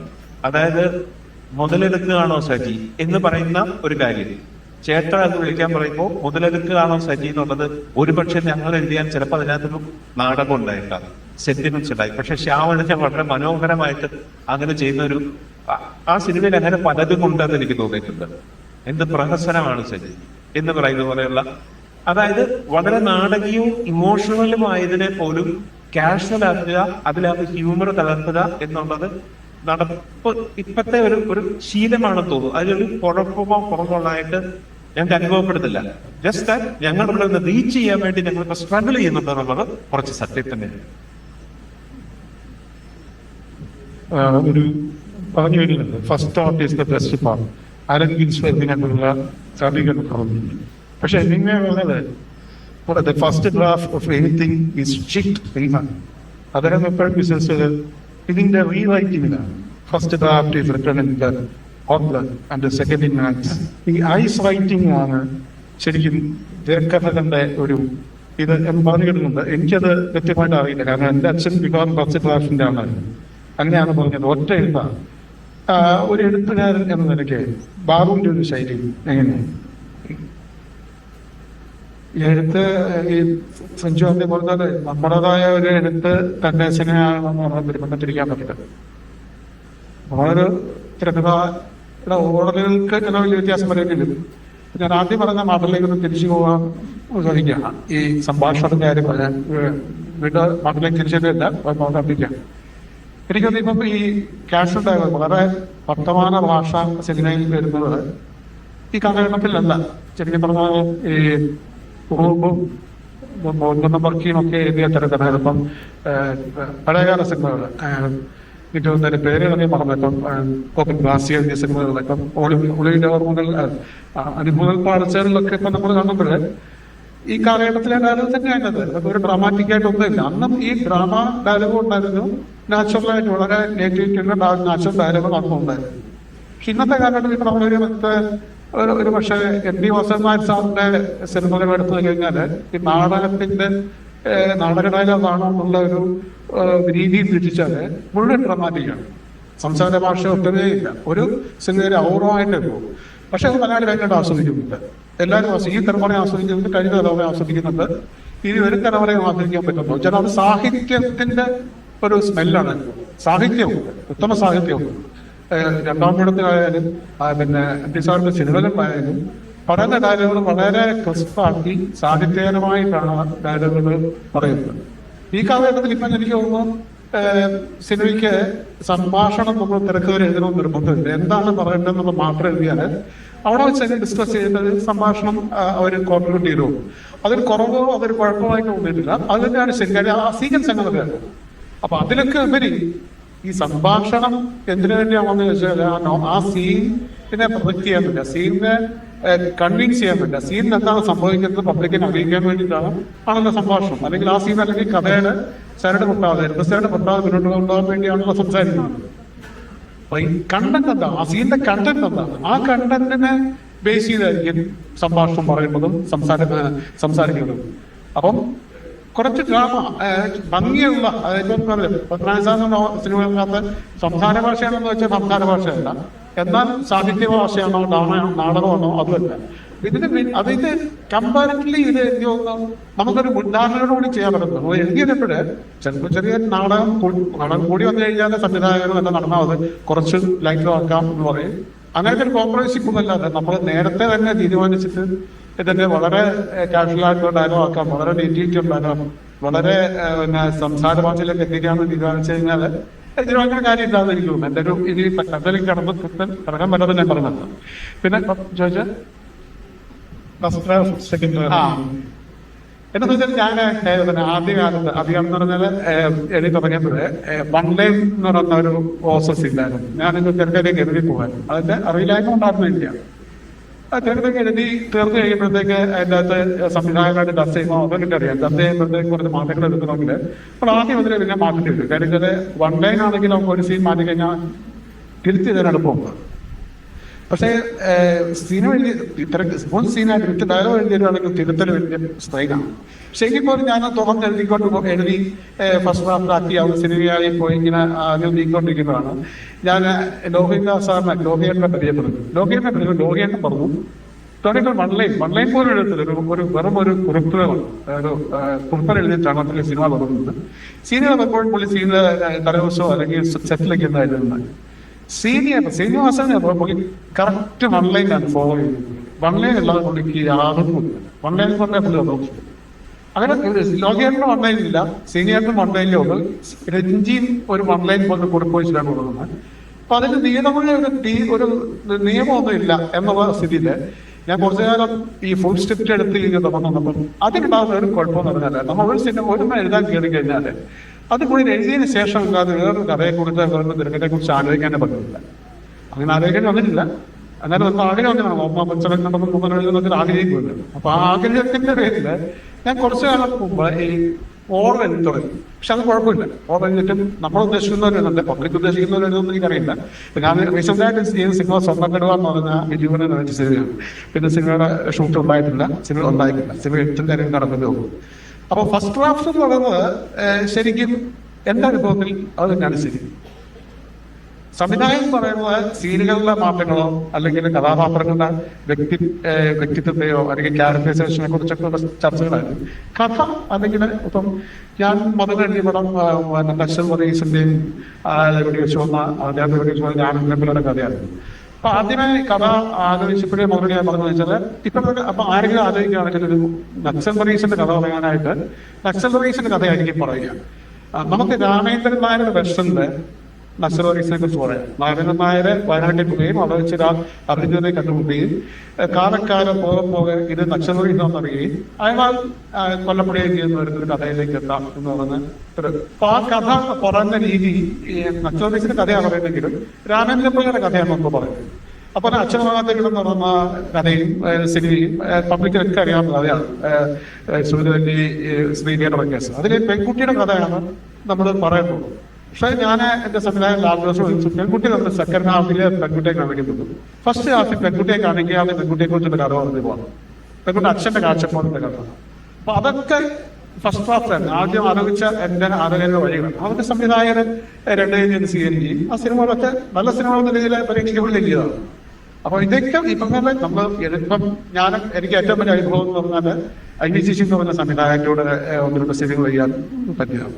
അപ്പൊ അങ്ങനെ സംബന്ധിച്ചിടത്തോളം IVCCയുടെ ഏറ്റവും വലിയ പ്രത്യേകത പറഞ്ഞാൽ അങ്ങനെ മലയാളത്തിലെ എല്ലാ നല്ല എഴുത്തുകാരുടെയും പത്മനാഭ സാറിന്റെ ആയാലും പിന്നെ MP സാറിന്റെ ആയാലും ദാമോദരൻ മാഷിന്റെ ആയാലും ഏറ്റവും കൂടുതൽ തിരക്കഥകൾ സംവിധാനം ചെയ്ത ആളാണ് IVCC. 145 പത്ത് ചെയ്തതാണ്.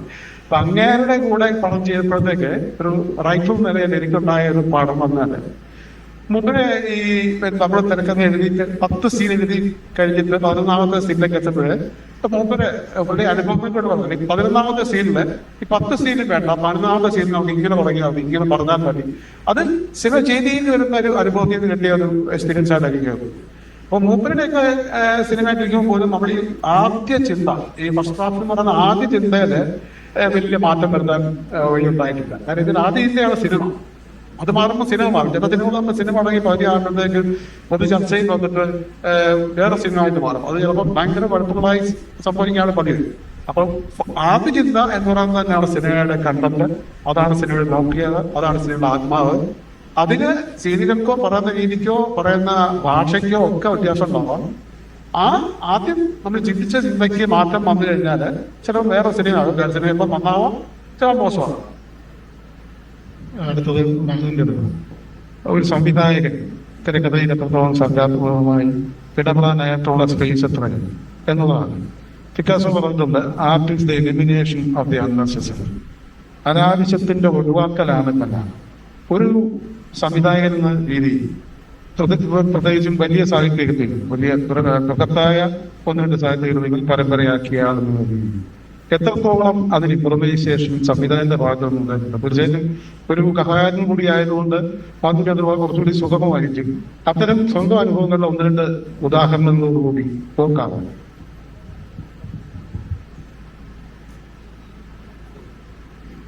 തിരക്കഥ വേറെ, സിനിമ വേറെ എന്ന് ഞാൻ നേരത്തെ പറഞ്ഞതുകൊണ്ട് ഞാൻ തന്നെയാണ്. കാരണം സ്ക്രീൻ പ്ലേയിൽ ചിലപ്പോൾ നമ്മള് ബാബു പറഞ്ഞ 10 സീനിൽ 15ാമത്തെ സീൻ കഴിയുമ്പോൾ ഇങ്ങനെ തുടങ്ങാമെന്ന് ബാബു പറഞ്ഞു. ചിലപ്പോൾ ആ സീനും ചിലപ്പോൾ 5 പേജ് ഡയലോഗ് ഓറിയന്റഡ് ആയിട്ട് എഴുതി വെച്ച സംഭവം നമ്മൾ ചിലപ്പോൾ ആ 5 പേജ് ഡയലോഗ് വേണ്ട, ഒരു നോട്ടം മതി, അല്ലെങ്കിൽ ഒരു മുകളിൽ നോട്ടും ഈ പറഞ്ഞ കാര്യം കമ്മ്യൂണിക്കേറ്റ് ചെയ്യാം എന്ന് പറയുന്ന ഒരവസ്ഥയുണ്ടാവും. അത് ചെയ്യാനുള്ള സ്വാതന്ത്ര്യം എപ്പോഴും സിനിമാ സംവിധായകൻ എടുത്തിട്ടുണ്ട്. എല്ലാ സംവിധായകരും അത് ചെയ്യുമെന്ന് തന്നെയാണ് ഞാൻ വിശ്വസിക്കുന്നത്. പ്രത്യേകിച്ച് കഥയെ ഉള്ളിലേക്ക് കയറ്റുന്നത്. നമ്മളെപ്പോഴും സ്ക്രീൻ പ്ലേ, ഇപ്പം PN മേനോൻ സാറിനെ കുറിച്ച് ഞാൻ സാറിന്റെ കൂടെ വർക്ക് ചെയ്തിട്ടുള്ളത് ഒന്നും വേണമെന്നില്ല, കാരണം കഥ കയ്യിലുണ്ട്, അങ്ങനെയും ചെയ്യാം. അതല്ലെങ്കിൽ സ്ക്രീൻ പ്ലേ എന്ന് പറയുന്ന സംഭവത്തെ കുറിച്ച് ആലോചിച്ചിട്ട് ആ സ്ക്രീൻ പ്ലേയുമായിട്ട് സാറ് ലൊക്കേഷനിൽ വന്നാലും ആ ലൊക്കേഷനിൽ കാണുന്ന ഒരു മോമെന്റ് സാറ് ഇംപ്രൂവൈസ് തുടങ്ങും. ആ ഇംപ്രൂവൈസേഷൻ തുടങ്ങി കഴിയുമ്പോൾ നമ്മൾ എന്തിനൊക്കെ ചെയ്യുന്നത്, ഇതിന്റെ ആവശ്യമുണ്ടോ എന്ന് തോന്നുന്നതിനാകട്ടെ ഈ ഇംപ്രൂവൈസേഷനിൽ നിന്നും കഥയിലേക്ക് അതിമനോഹരമായ ഒരു ലാൻഡിങ് ഉള്ള ഉണ്ടാക്കിയെടുക്കുന്നതാണ്. ആ ആദ്യം മഹത്തായ സാധനം. പക്ഷെ അത് സ്ക്രിപ്റ്റിലുണ്ടാവണമെന്നില്ല. സ്ക്രിപ്റ്റിലില്ലാതെ അതിനെങ്ങനെയൊക്കെ ഈ കഥയുടെ ഭാഗമാക്കി മാറ്റാമെന്നാണ് ഇതാണ്. എല്ലായ്പ്പോഴും എന്നിട്ട് തന്നെ ഇവിടെ പറഞ്ഞ ഒരു വലിയ കാര്യം, ഈ പ്രാദേശിക ഭാഷ നമ്മൾ ഉപയോഗിക്കുന്ന ഡയലോഗ്സിലൊക്കെ പ്രാദേശിക ഭാഷകളിൽ ഇപ്പം വർത്തമാന പറച്ചിൽ പോലെ എഴുതാമെന്നില്ല. കാരണം ഡയലോഗുകൾ നമ്മളൊന്നും ഇപ്പോഴും പലപ്പോഴും അഭിനയിച്ചുകൊണ്ടിരിക്കുന്ന ചില സിനിമകളിലൊക്കെ തന്നെ നേരത്തെ ഡയലോഗ് തരുന്നത് ഇതാണ് എനിക്കും സാധ്യത, ഇത് നിങ്ങൾക്ക് പറയാൻ പറ്റും എന്ന് പറയുന്ന രീതിയിലേക്ക് നിങ്ങളുടേതായ ഒരു കോൺട്രിബ്യൂഷൻ ഉണ്ടെങ്കിൽ ആ ഡയലോഗ് അങ്ങനെ പറയാം. ഇപ്പം നമ്മൾ ചിലപ്പോൾ പറയാറുണ്ട്, ഞാൻ ചില സിനിമകൾ കണ്ടിട്ടുണ്ട്, ചില സിനിമകളില് ചില ആക്ടേഴ്സ് അവരുടെ പ്രാദേശിക ഭാഷ സംസാരിക്കും. ഇപ്പൊ മാർക്കോയുടെ ആ സ്ലാങ് ഉപയോഗിക്കും, ഇന്നസെന്റിന്റെ സ്ലാങ് ഉപയോഗിക്കും. അപ്പൊ ഒരു നിമിഷം സാർ അങ്ങനെ രീതിയിലാണ്. അപ്പം പക്ഷെ ഇതെല്ലാം കൂടെ ഒറ്റ ഗ്രാമത്തിലേക്ക് വന്നു വീണത് പോലത്തെ ചില സിനിമകൾ നമ്മൾ കാണാറുണ്ട്. നമ്മൾ അങ്ങനെയും കണ്ടിട്ടുണ്ട്. അപ്പം നമ്മളത് കാണുന്നത് ഇങ്ങനെ എന്ന് സാധാരണ നഗരങ്ങളിലാണെങ്കിൽ മെട്രോ കൾച്ചറിൽ നമുക്കത് സംസാരിക്കാം. പക്ഷെ വിവിധ ദേശങ്ങളിലുള്ള ആളുകൾ വന്നു നിന്നിട്ട് ഒരു കുടുംബത്തിന്റെ കഥ പറയുന്നത് നമ്മൾ കണ്ടിട്ടുണ്ട്. നമ്മളത് സ്വീകരിച്ചിട്ടുണ്ട്. അങ്ങനത്തെ സിനിമകളൊന്നും നമ്മളെ ബാധിച്ചിട്ടുമില്ല. അതെല്ലാം അതിനുള്ളിൽ കടന്നുപോയില്ല. കാരണം അപ്പോഴൊക്കെ നമുക്ക് തോന്നിയിരുന്നത് ആ ആക്ടേഴ്സ് നമുക്ക് ഇഷ്ടമാണ്. അവര് പെർഫോം ചെയ്യുന്നത് കാണുമ്പോൾ നമുക്കുണ്ടാവുന്ന ഒരു കൗതുകമുണ്ട്. അപ്പം അവരുടെ ഭാഷ എല്ലാവരും എന്തും പറയട്ടെ, അവരുടേതുള്ള സ്വാതന്ത്ര്യമുണ്ട്. അത് തിരക്കഥാകൃത്തും ചെയ്തിട്ട് അതിന്റെ സംവിധായകനും അവരെ സപ്പോർട്ട് ചെയ്തിട്ടാണ് അങ്ങനെ വരുന്നത്. വേണമെങ്കിൽ ആ തിരക്കഥാകൃത്തിനും അല്ലെങ്കിൽ ആ സംവിധായകനോ പറയാം ഇങ്ങനെയല്ല എന്റെ തന്നെ. അങ്ങനെ ഗോപിച്ചന്റെ കൂടെ ഞാൻ അസിസ്റ്റന്റായിട്ട് വർക്ക് ചെയ്തപ്പോൾ ഞാൻ അതിന്റെ ഏറ്റവും ഗോപിച്ചന്റെ കൂടെ വർക്ക് ചെയ്തപ്പോൾ ഗോപിച്ചൻ ശാന്തോദയിൽ നിന്നൊരു ആക്ട്രസ് ഉണ്ട്, മരിച്ചുപോയി. നാഷണൽ അവാർഡ് കിട്ടിയതാണ് സിനിമ യമനത്തിന്റെ ചെയ്യുമ്പോൾ ഞാൻ കാലിക്കറ്റാണ് എന്റെ സ്വദേശം. പക്ഷെ അത് ചേച്ചി കോഴിക്കോടാണ്. അത് ഞങ്ങൾ തമ്മിൽ സംസാരിക്കുന്നതിനകത്ത് അറിയാതെ ഞങ്ങളുടെ കോഴിക്കോട് ആക്സെന്റ് എടുക്കാറില്ല. എന്നോട് ഗോപിച്ചേട്ടൻ പറഞ്ഞു, നിങ്ങളുടെ ഈ കോഴിക്കോടൻ ഭാഷയൊക്കെ നിങ്ങൾ കാണുമ്പോൾ പറഞ്ഞാൽ മതി, അത് ഡയലോഗ് പറഞ്ഞു കൊടുക്കുമ്പോൾ ഞാൻ എഴുതി വെച്ച അതേ ഡയലോഗ് പറയണം എന്ന് പറഞ്ഞിട്ടുണ്ട്. ഓഫ്കോഴ്സ് അത് ആ റൈറ്ററിനോ ആയിട്ടുള്ള ആളുടെയും ആ ഡയറക്ടറുടെയും തീരുമാനമാണ്. ആ തീരുമാനത്തിൽ നമുക്ക് മാറ്റാൻ പറ്റില്ല. അങ്ങനെ ചെയ്യുന്നുണ്ടോ? അപ്പൊ ഞാൻ അതുകൊണ്ട് പറഞ്ഞത്, അപ്പം ചിലപ്പോൾ വേണമെങ്കിൽ വേറെ ഏതെങ്കിലും ഒരു സംവിധായകനോ അല്ലെങ്കിൽ വേറെ ഏതെങ്കിലും ഒരു തരത്തിലാണെങ്കിൽ ശാന്തിജിക്ക് കംഫർട്ട്. കാരണം ഇതിനകത്ത് ഗോപിച്ചൻ എഴുതി വെച്ചിട്ട് ചില ഡയലോഗുകളുടെ വാക്കുകൾ ശാന്തിജിക്ക് പറയാൻ പറ്റാത്തതുണ്ട്. കാരണം അത് നിത്യം ഉപയോഗിച്ചിട്ടില്ലാത്ത ചില വാക്കുകളുണ്ട്. അപ്പൊ അത് പ്രത്യേകിച്ച് ചില സ്ഥലങ്ങൾ പോളിഷ്ഡ് ആയിട്ടുള്ള തിരുവനന്തപുരത്തിന്റെ ചില സ്ലാങ് അതിന്റെ പോളിഷ്ഡ് വേർഷൻ അത് ചിലപ്പോൾ ചേച്ചിക്ക് പറയാൻ പറ്റും. അത് ഞാൻ ഇങ്ങനെ പറയും, ഇങ്ങനെ ചെയ്യാൻ എനിക്ക് പറ്റില്ല വന്നു, ഇതൊന്ന് നോക്ക് എന്നോട് ഇങ്ങനെ പറയണം. അപ്പം ഇതൊന്ന് മാറ്റാൻ പറ്റുമെന്ന് ചോദിച്ചു നോക്ക് എന്ന് പറഞ്ഞ സാധനമല്ല. ഞാൻ മാറ്റാൻ പറ്റുമെന്ന് എനിക്ക് ചോദിച്ചു നോക്കാൻ പറ്റില്ല. കാരണം അങ്ങനെ ചോദിച്ചു നോക്കിയാൽ തന്നെ ജീവിതം എനിക്കറിയാം. അതുകൊണ്ട് ശാന്തി ചേച്ചി ഇതിനകത്തുള്ള ഡയലോഗ് ആസ് ഇറ്റ് ഈസ് എങ്ങനെയാണ് ഇതിനകത്ത് പറയേണ്ടത് അത് പറയണം എന്ന് പറയും. എന്നിട്ട് അവസരം എനിക്ക് ഈ പ്രാദേശിക ഭാഷ പഠിക്കുക എൻ്റെ ഒരു സ്വഭാവമായതുകൊണ്ട് ഞാൻ അത് ഉപയോഗിക്കുന്നു. ഒഴിവുകളിലൊക്കെ ഞാൻ വളരെ കൃത്യമായിട്ട് ഉപയോഗിച്ചു ഞാൻ പറഞ്ഞു കൊടുത്തിട്ട് തന്നെയാണ്. അപ്പൊ ഈ തലപ്പാവിലാക്കും അതുപോലെയൊക്കെ പല സ്ഥലങ്ങളും നമ്മൾ ഈ പറഞ്ഞ ആ ഭാഷ അവരുടെ സ്ലാങ് പിടിക്കാറുണ്ട്. ബാബു വളരെ കൃത്യമായിട്ട് ബാബു ചങ്ങനാശ്ശേരിക്കാരനാണ്. ബാബുവിന് ഈ ആലപ്പുഴയുടെ ഒരു ഭാഷ അറിയാം. അപ്പം കുട്ടാമ്പിയുടെ സ്വഭാവത്തിൽ നമുക്ക് കൊണ്ടുവരും. ഇത് നമുക്ക് കൂടെ പറയാൻ പറ്റുന്നതുകൊണ്ടോ അങ്ങനെ പറഞ്ഞു കൊടുക്കുമ്പോൾ ആ കേസ് അത് കൃത്യമായിട്ട് വരും. ലാലേട്ടൻ്റെ പറയാം, അതുവരെ കൊച്ചി സ്ലാങ് പറഞ്ഞിരുന്ന സ്ഥിതിഗതികളിൽ ഞാൻ തിരുവിതാംകൂറിന്റെ ഭാഷയിലേക്ക് കൊണ്ടുവരുമ്പോൾ എനിക്ക് പണിയാൻ പറ്റും. അപ്പൊ ഇത് ഒഴിവറിയില്ലാതെ ടിപ്പിക്കൽ തെക്കൻ തിരുവിതാംകൂറിന്റെ ഭാഷ അദ്ദേഹം പറഞ്ഞിട്ടുണ്ട്. ഇത് പറഞ്ഞു കൊടുക്കാൻ നമുക്ക് പറ്റുമ്പോൾ നമ്മൾ പറഞ്ഞു കൊടുത്തതിന് നമുക്ക് അറിയില്ലെങ്കിൽ മാത്രമേ അത് അത്രയും പെർഫെക്റ്റ് ആയിട്ട് വരാൻ പറ്റും. എന്നോട് എത്രയോ പേര് ചോദിച്ചിട്ട് ഞാൻ എന്റെ സ്വദേശം തിരുവനന്തപുരമാണോ എന്നുള്ളത്. കാരണം ഈ സ്ലാങ് അങ്ങനെ തന്നെ പറഞ്ഞു കൊടുക്കുന്നു. പക്ഷെ അത് അങ്ങനെയല്ല എന്നുള്ളത് കാര്യമില്ല. അപ്പൊ അതുകൊണ്ട് ഭാഷ ഉപയോഗിക്കുന്നതല്ല. അപ്പൊ ഇതിനകത്തൊക്കെ എഴുത്തുകാരൻ എങ്ങനെ എഴുതി വെച്ചിട്ടുണ്ടോ അതിനെ മാറ്റി മറിക്കാനോ അതിനെ വേറെ തരത്തിലേക്ക് ഇന്റർപ്രറ്റ് ചെയ്യാനോ ഒക്കെ പറ്റുന്ന ഒരു വഴികൾ ഈ ഡയറക്ടേഴ്സ് യൂസ് ചെയ്യാറുണ്ടായിരുന്നു. ഈ ചിത്രത്തോളം എലിമിനേഷൻ ഉണ്ട്, തീർച്ചയായിട്ടും ഉണ്ട്. ഞാൻ അതുകൊണ്ടാണ് ഉണ്ടാവും ഇഷ്ടം പോലെ ഉണ്ടായിട്ടുണ്ട്. സംഭാഷണമല്ല, മൊത്തത്തിൽ സീനുകൾ തന്നെ നമ്മൾ എടുത്ത് കളഞ്ഞിട്ടുണ്ട്, സീൻ ആഡ് ഓൺ ചെയ്തിട്ടുണ്ടെന്നുള്ളത്. ഇവിടെയൊക്കെ എത്രയോ സീനുകൾ നമ്മൾ പുതിയതായിട്ട് മസ്താഫ്ത് എന്ന് പറയുന്നതിനകത്തേക്ക് ഷൂട്ട് ചെയ്ത് വരുമ്പോൾ തന്നെ നമുക്ക് ചില സാധനങ്ങൾ പോരാ, ഇവിടെ ഇത് പറഞ്ഞാൽ പോരാ, ഇവിടെ ഇങ്ങനൊരു കാര്യം കൂടെ സൂചിപ്പിക്കേണ്ടതുണ്ട് എന്ന് അറിഞ്ഞുകൊണ്ട് നമ്മൾ അതിനകത്ത് ചെയ്തിട്ടുണ്ട്. ഇത് വളരെ കൃത്യമായിട്ട് പലപ്പോഴും നമ്മൾ സിനിമയിൽ ചെയ്യാറുണ്ട്. ഞാൻ എന്തുകൊണ്ടിരുന്നില്ല, ഇത് ചെയ്യുമ്പോൾ ഉണ്ടാകുന്ന ഒരു ഗുണമുണ്ട്. അൾട്ടിമേറ്റ് ആയിട്ട് നമ്മൾ ആരോടാണ് കമ്മ്യൂണിക്കേറ്റ് ചെയ്യുന്നത്? ഓഡിയൻസിനോട് കമ്മ്യൂണിക്കേറ്റ് ചെയ്യുന്നത്. ഓഡിയൻസിനോട് നമുക്ക് കമ്മ്യൂണിക്കേറ്റ് ചെയ്യാൻ നമ്മൾ വെല്ലെത്തിപ്പെടാമെന്നത് മാത്രം. നമുക്കത് പറയുമ്പോൾ ഈ പറഞ്ഞ സാഹചര്യത്തിലാണ് അവർ ചോദിക്കുന്നു. നേരത്തെ ബാബു പറഞ്ഞത് 10 സീനുകൾ വിട്ടിട്ട് 11ാമത്തെ സീനിനകത്തുള്ള പറഞ്ഞ കാര്യങ്ങൾ, ഈ 10 സീൻ എന്തിനാണ് പറഞ്ഞത് എന്ന് 11ാമത്തെ സീനിന്റെ ഒറ്റ നോട്ടം കൊണ്ടോ ഒരു വാക്ക് കൊണ്ടോ പറയാൻ നമുക്ക് പറ്റണമെങ്കിൽ ഈ 10 സീനിന്റെ ഡെപ്ത് നമ്മുടെ ഉള്ളിൽ ഉണ്ടാവുന്നത്. എഴുതി വെച്ചത് കാര്യം മാത്രം പോലെ എഴുതി വെച്ചത് കൃത്യമായിട്ട് ഒരു കാലത്തിന്റെ മനസ്സിലേക്ക് വിഷ്വലി ഓടിക്കൊണ്ടിരുന്നാൽ മാത്രമേ നമുക്ക് ഇന്നത് വേണം ഇന്നത് വേണ്ട എന്ന് തീരുമാനിക്കാൻ പറ്റുള്ളൂ. ഒന്ന് ഞാൻ കണ്ടിട്ടുണ്ട്. തുറന്നു പറയാം, സീനുകൾ എഴുതിയിട്ടുണ്ടോ? എഴുതാൻ സാധ്യതയുണ്ടോ? സീനുകൾ എഴുതിയിട്ടുണ്ട്, നമ്മൾ മാറ്റിയിട്ടുണ്ട്. അതൊക്കെ യാതൊരു സംശയമില്ലാത്ത കാര്യം. മാറിയിട്ടൊക്കെ ചെയ്തിട്ട് മാറിയിട്ട് ചെയ്യേണ്ടി വരുന്നുണ്ട്. അങ്ങനെയാണ് സംവിധായകൻ പൂർണ്ണനായിരുന്നു. അല്ല, എപ്പോഴും എന്താ വെച്ചാൽ ഞങ്ങൾ ഫുൾ ടെക്സ്റ്റ് വായിച്ചു കഴിയുമ്പോൾ അത് വേണോ വേണ്ടയോ എന്ന് തോന്നുന്നില്ല. ആ തോന്നലിന്റെ പുറത്ത് നമ്മൾ ചില പോർഷൻസ് ഇത് വേണ്ട എന്ന് പിന്നെ വേണ്ട. ഞാൻ എപ്പോഴും ആലോചിച്ചിട്ട് പറഞ്ഞു, ഞാൻ ഏറ്റവും കൂടുതൽ സിനിമ ചെയ്യാൻ ആഗ്രഹിക്കുന്നത് റൈറ്ററുടെ കൂടെ, ഒരു എഴുത്തുകാരനും കൂടി ഉണ്ടാവുന്നത് എനിക്ക് ഇഷ്ടമുള്ള കാര്യമാണ്. പക്ഷെ ഞാൻ എപ്പോഴും പറയുന്നുണ്ട്, ഞാൻ റൈറ്ററെ കൂടെ നിർത്തിക്കൊണ്ടാണ് ചിലപ്പോൾ എലിമിനേഷൻ ഉണ്ടാക്കിയിട്ടുള്ളത്. കാരണം അതും കൂടെ പറഞ്ഞിട്ട് അത് വേണ്ട ഞാൻ മാറ്റി എഴുതിക്കൂട്ടെ എന്നുള്ള സാധനം. അത് ജയമോഹൻ്റെ ഭാഗവും ചെയ്തിരുന്നു. അത് കാരണം ജയമോഹനും അതുപോലെ തന്നെ ചെയ്തില്ല. അത് തന്നെയുണ്ട്, പുതിയ സീനുകൾ ഉണ്ടാവാറുണ്ട്. പുതിയ സീനുകൾ വേണ്ട, നേരത്തെ എഴുതിയതിനെ മാറ്റി നമുക്കൊരു സംഭവം ചെയ്തു കൂടി എന്ന് ചോദിക്കുന്നുണ്ട്. അത് എന്തുകൊണ്ടാണ് ഞാനത് എന്നെ സംബന്ധിച്ച് ഞാൻ എഴുതുമെങ്കിൽ പോലും എനിക്കൊരു എഴുത്തുകാരുണ്ടാകുമ്പോൾ അതൊരു നല്ല ദാമ്പത്യം പോലെയാണ് ഞാൻ അതിനെ കാണുന്നത്. കാരണം ഒരു ഭാര്യ ഭർത്താവും ഉണ്ടാവും, അവർ തമ്മിൽ പ്രണയിക്കുകയും ഇഷ്ടപ്പെടുകയും ചെയ്യും. അതിനകത്തൊരു കുഞ്ഞുണ്ടാവും. ആ കുഞ്ഞിനെ വളർത്തിയെടുക്കുക എന്ന് പറയുന്ന ഒരു സുഖമുള്ള ഒരു അന്തരീക്ഷമുണ്ട്. ആ സുഖമാണ് എന്നെ സംബന്ധിച്ചിടത്തോളം ഫിലിം മേക്കിങ്ങിനകത്ത് ഞാൻ അനുഭവിച്ചിട്ടുള്ളത്. ഞാനത് ചോദിക്കാൻ കാരണം, മലയാളത്തിലെ ഏറ്റവും നല്ല അഡാപ്റ്റേഷൻസിൽ ഒന്നാണ് ശ്രീരാധാകൃഷ്ണന്റെ തേജസ്വി എന്ന നോവൽ. പ്രതിഷേധ പ്രിയ മലയാളത്തിലെ ആദ്യത്തെ ഒരു എന്താ പറയുക, ഒരു ലക്ഷണമൊത്ത ക്രൈം ത്രില്ലർ എന്നൊക്കെ പറയാവുന്നത് യക്ഷയേക്കാളിന് മുമ്പേ ഞാൻ പറയുന്നത് ആ പ്രിയയുടെ ഒരു ഡയലോഗ് ശ്രീരാധാകൃഷ്ണന്റെ സംഭാഷണം എന്നാണെന്നുള്ള ടൈറ്റിലിട്ടാണ്. അതിൽ അടൂർ ഭാസിയാണ് വില്ലൻ, വലിയ കുറ്റാന്വേഷകൻ അടൂർ ഭാസിയാണ്. ഭാസാറാണ് വില്ലൻ. അദ്ദേഹം തന്നെ സംവിധാനം ചെയ്ത ചിത്രമാണ്. അപ്പൊ ഭാസി ഒരു സ്ഥലത്ത് ഈ പീരാഹൊന്നായി അവതരിപ്പിക്കുന്ന കഥാപാത്രമുണ്ട്. അതായത് മധുസാറിന്റെ അമ്മായിയൊക്കെ ശരിക്കും അമ്മാവൻ. ആ അമ്മാവിന്റെ മകളെ അദ്ദേഹം പ്രേം ചെയ്യുന്നുണ്ട്. അമ്മാവിന് തീരെ താല്പര്യമില്ല ഇയാളെ കൊണ്ട് കരയാൻ വേണ്ടി.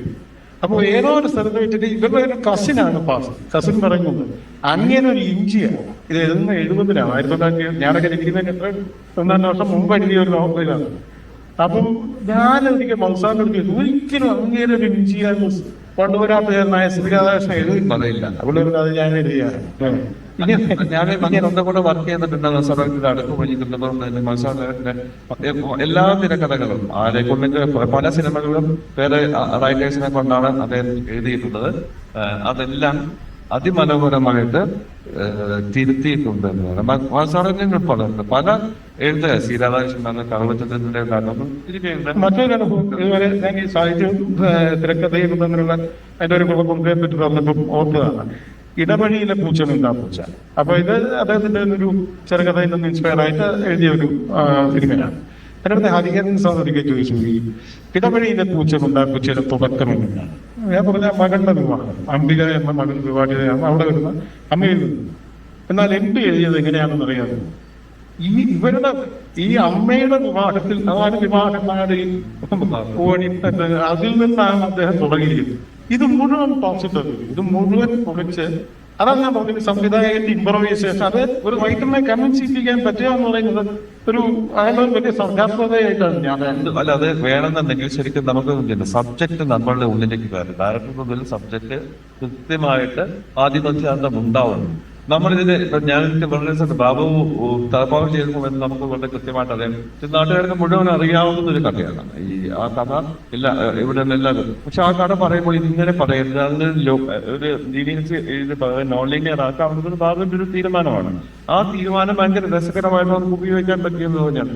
കാരണം അതുവരെ പറഞ്ഞു വന്ന ശീലങ്ങളിൽ നിന്നല്ലാത്ത ഒരു നരേറ്റീവ് സ്റ്റൈല് അതിനകത്ത് കൊണ്ടുവന്നുമില്ല. 2008 ആലോചിക്കുന്നത്. അതുവരെ ഇവിടെ അത്തരം രീതിയിലുള്ള സിനിമ ഉണ്ടായിട്ടില്ല എന്നുള്ളത് തന്നെയാണ്. അങ്ങനെ ഒരു നോൺ ലീനിയർ സ്വഭാവത്തിൽ സിനിമ ഉണ്ടാകാത്ത ഒരു സമയത്ത് തന്നെയാണ് ആ സിനിമ അങ്ങനെ. കാരണം അതിന്റെ കാരണം എല്ലാവർക്കും അറിയാവുന്ന ഒരു സബ്ജക്റ്റിനെ നമ്മൾ അറിയുന്ന അതേ ഭാഷയിൽ തന്നെ പോകാതെ വേറൊരു ഭാഷ ഉപയോഗിക്കാൻ പറ്റുമെങ്കിൽ, ഭാഷ നമ്മുടെ സ്റ്റൈലിലാണ് അത് ഉപയോഗിച്ചിട്ട് എഴുതാൻ പറ്റുമെങ്കിൽ അതായത് അതിനൊരു വൃത്തി ഉണ്ടാവുക എന്നുള്ളതാണ്. ആ ഒരു രീതി നമ്മൾ ഇരുന്ന് ചെയ്ത് വന്നപ്പോഴാണ് അതിന് അവസാനം ഉണ്ടാകുന്നത്. അപ്പൊ ആ രീതിയിൽ നമുക്ക് ചെയ്യാം. ഇതിനെയും നമുക്ക് വേണമെങ്കിൽ പൊളിച്ചെടുത്തിട്ട് സാധനം ചേർക്കും. പുതിയ സിനിമകൾ ലീനിയർ ലെവലിൽ ഷൂട്ട് ചെയ്തിട്ട് നോൺ ലീനിയറിലേക്ക് എഡിറ്റ് ചെയ്തിട്ടുള്ള സിനിമകൾ നമ്മുടെ മുമ്പിൽ ധാരാളം ഉണ്ട് എന്നുള്ളതാണ് സത്യം. അപ്പൊ അതുകൊണ്ട് നമുക്കത് അതിങ്ങനെ ഉപയോഗിക്കുന്ന ഭാഷ കിട്ടും. നേരത്തെ പറഞ്ഞ ഒരു സാധനം കൂടി പറഞ്ഞത് ചുരുക്കാവുന്നത്, ഈ അഡോസൻസ് ഒരു സീരീസില് അത് മുഴുവൻ കാണണമെന്നുണ്ടെങ്കിൽ നമ്മൾ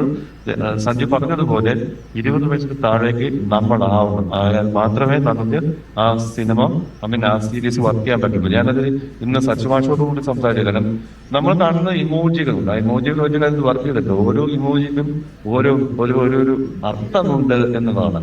ഒരു ചുവന്ന ഇമോജി ഇടുന്നത് അതല്ല ഒരു പിങ്കും ഇമോജി ഇട്ട് കഴിഞ്ഞാൽ ഉണ്ടാകുന്ന പ്രശ്നങ്ങളുണ്ട്.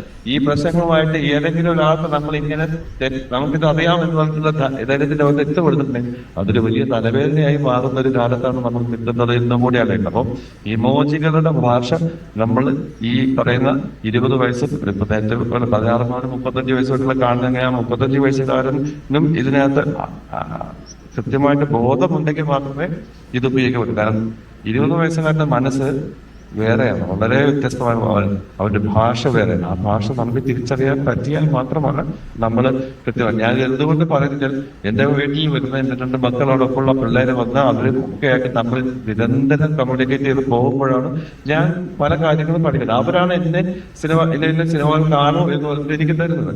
അപ്പം എന്റെ 2ാമത്തെ ആളാണ് 23 വയസ്സാണ്. അയാൾ തരുന്ന ഇന്നത് കാണൂ എന്ന് പറഞ്ഞുകൊണ്ട് എന്നെ കാണിക്കുന്നത് കൊണ്ടും എനിക്കറിയാവുന്നപ്പോൾ ഞാൻ അവളോടാണ് ചോദിക്കുന്നത്. അവള് കൂട്ടുകാരെ വരുമ്പോഴാണ് ഞാൻ ചോദിക്കുന്നത്. അങ്ങനെ ഞാൻ ഈ ഇതിനകത്ത് സ്വയം ഒരു പഠിതാവായിക്കൊണ്ട് ഒരു സ്റ്റുഡന്റ് ആയിക്കൊണ്ട് നിൽക്കുന്നത് കൊണ്ടാണ് കുറച്ചെങ്കിലും ആളുകളോട് കമ്മ്യൂണിക്കേറ്റ് ചെയ്യാൻ എനിക്ക് പറ്റുന്നത്. 2 ചോദ്യങ്ങളോടുകൂടി നമുക്ക് ഈ സെഷൻ അവസാനിപ്പിക്കാൻ പോകും. മലയാള സിനിമയിൽ ഈ പറഞ്ഞ പോലെ ഈ സ്ട്രക്ചറിൽ ഒരു വലിയ പരീക്ഷണം നടത്തിയ ഒരു ചിത്രമാണ് അതിൽ ശ്രദ്ധിക്കപ്പെടാതെ സിറ്റി ഓഫ് ലോ. ലിജോ പെല്ലിശ്ശേരിയും ബാബുവും കൂടി ചേർന്ന് ചെയ്ത ഒരു സിനിമയായിരുന്നു അത്.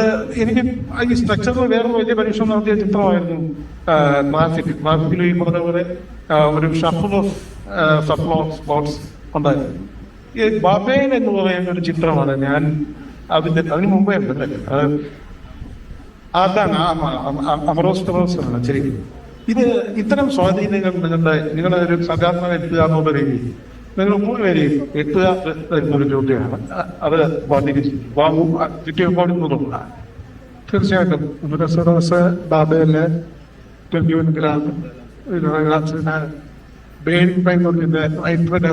സിനിമകളൊക്കെ അതിന്റെ ആവേശം ആവശ്യക്കാരുടെ ആവേശമായിരുന്നു ആഗ്രഹം. എനിക്ക് ഈ നേരത്തെ പറഞ്ഞത് മാത്രമല്ല, ഈ നമ്മുടെ പെയിന്റിങ്സ് ആയാലും പിന്നെ ആർക്കിടെക്ചറായി വീട് പണിയുന്ന വീടിന്റെ രൂപം, അങ്ങനെ എല്ലാ കലാരൂപങ്ങൾക്കും കാലാകാലങ്ങളിൽ വരുന്ന മാറ്റങ്ങൾ കുറച്ച് കഴിയുമ്പോൾ അപ്ഡേറ്റ് ആണ്. സിനിമയ്ക്കും നോവലിനൊക്കെ സംഭവിക്കുന്നത്. ഇപ്പൊ നമുക്ക് എപ്പോഴും പെട്ടെന്ന് റീച്ച് ചെയ്യാൻ പറ്റുന്ന ഉദാഹരണം പറഞ്ഞാല് രഞ്ജിത്ത് തിരക്കര അരീജി ഡയറക്ട് ചെയ്ത പിന്നെ ദേവാസുരം, അതിന്റെ ശേഷം അതേ സ്വഭാവത്തിൽ വന്ന മറ്റു സിനിമകളും കാണുമ്പോൾ ദേവാസുരം ഇപ്പോഴും നമുക്ക് ഭയങ്കര അനുഭവവേദ്യമാണ്. ഭയങ്കരമായിട്ട് നമ്മൾ ആസ്വദിക്കുകയും ദേവാസുരത്തിനകത്ത് ഒരു ഷോട്ട് പോലും ഒരു സീൻ പോലും നമുക്ക് റിട്ടേക്കഡായിട്ട് നോക്കിയോ അല്ലെങ്കിൽ ഒരു കണക്കിനായിട്ട് പൊതുവെ ചെയ്യാറില്ല. ഇതിനൊരു മാറ്റം അതേപോലെ ഫോളോ ചെയ്യുന്ന ട്രീറ്റ്മെന്റ് രീതിയാണ്. അതിനുശേഷം വന്ന ഇപ്പം ഷാജിഗിലാസ് ഡയറക്ട് ചെയ്ത പിന്നെ നരസിംഹം, അത് ആ കാലത്ത് സൂപ്പർ ഹിറ്റ് ആയിരുന്നു. ഇക്കാലത്ത് മോശം രീതിയിലല്ലേ പറയുന്നത്. പക്ഷെ നരസിംഹം ഇപ്പം കാണുമ്പോൾ നരസിംഹത്തിന്റെ ഹൈസ്പീഡ് ഷോട്ടുകളും സിസ്പാനുകളും അങ്ങനത്തെ പല ടെക്നിക്കൽ വശങ്ങളാൽ നമുക്ക് ഇപ്പം മോശമായിട്ട് തോന്നുന്നുണ്ട്. നമുക്കിപ്പം അത്രയും ധാരാളം കണ്ടുകണ്ട് നമ്മൾ അതിനോട് അതിനെ അത്ര വലിയ പൊതുവെ ഇല്ലായിരുന്നു. നമ്മളല്ല അത് സിനിമയ്ക്ക് ആവശ്യമുണ്ടെന്ന് തോന്നുന്ന ഒരു കാലഘട്ടത്തിലേക്ക് നമ്മളൊക്കെ ഉണ്ടായില്ല. അപ്പോൾ എന്നാൽ പോലും അതിനു മുമ്പ് കുറച്ചുകൂടെ പുറകോട്ട് പോയി കഴിഞ്ഞാൽ ഇപ്പം ഞാൻ നേരത്തെ പറഞ്ഞ പോലെ ഈ പേരുകൾ പറഞ്ഞു ആദ്യകാലത്തെ പിന്നെ ചില സിനിമകളുണ്ട്. എനിക്ക് ഉദാഹരണം പറഞ്ഞാൽ ഒരാൾ കൂടിക്കള്ളനായി, പിന്നെ ആ പേര് ആ കാലഘട്ടത്തിന്റെ ഒരു സിനിമ ഇപ്പം ഭീമാ സിനിമ ഡയറക്ടർ പറഞ്ഞപ്പം പിന്നെ പാട്ടുകൾ പറഞ്ഞു. അതിന്റെ ഭയങ്കര ഇന്ത്യക്ക് സ്വാതന്ത്ര്യം കിട്ടിക്കഴിഞ്ഞാൽ സ്വാതന്ത്ര്യ ഭാരതത്തിന് കുറച്ചേറെ മെസ്സേജുണ്ട്. അതായത് അതിന്റെ കഥാതത്വം ഇതാണ്. ഗ്രാമീണ ഒരു ഗ്രാമസേവികയാണ് അദ്ദേഹം കഥാപാത്രം ചെയ്തത്. ഗ്രാമസേവിക എന്ന് പറയുന്ന ലേഡി രാത്രിയിലും പകലുമൊക്കെ നാട്ടുകാരെ സേവിക്കാൻ വേണ്ടി പോകുന്നത് അവരെ കുറിച്ച് ഭയങ്കര ദുരാരോപണങ്ങൾ പറഞ്ഞു വരുത്തുകയും അവരെ കുറിച്ച് സ്വഭാവത്തെയും ചെയ്യുന്ന ആ പറഞ്ഞു വരുത്തുന്ന ആൾക്കാർ അതിനകത്ത് നെഗറ്റീവ് എലമെന്റ്സ്. അപ്പം സ്വതന്ത്ര ഭാരതം പിന്നെ പേര്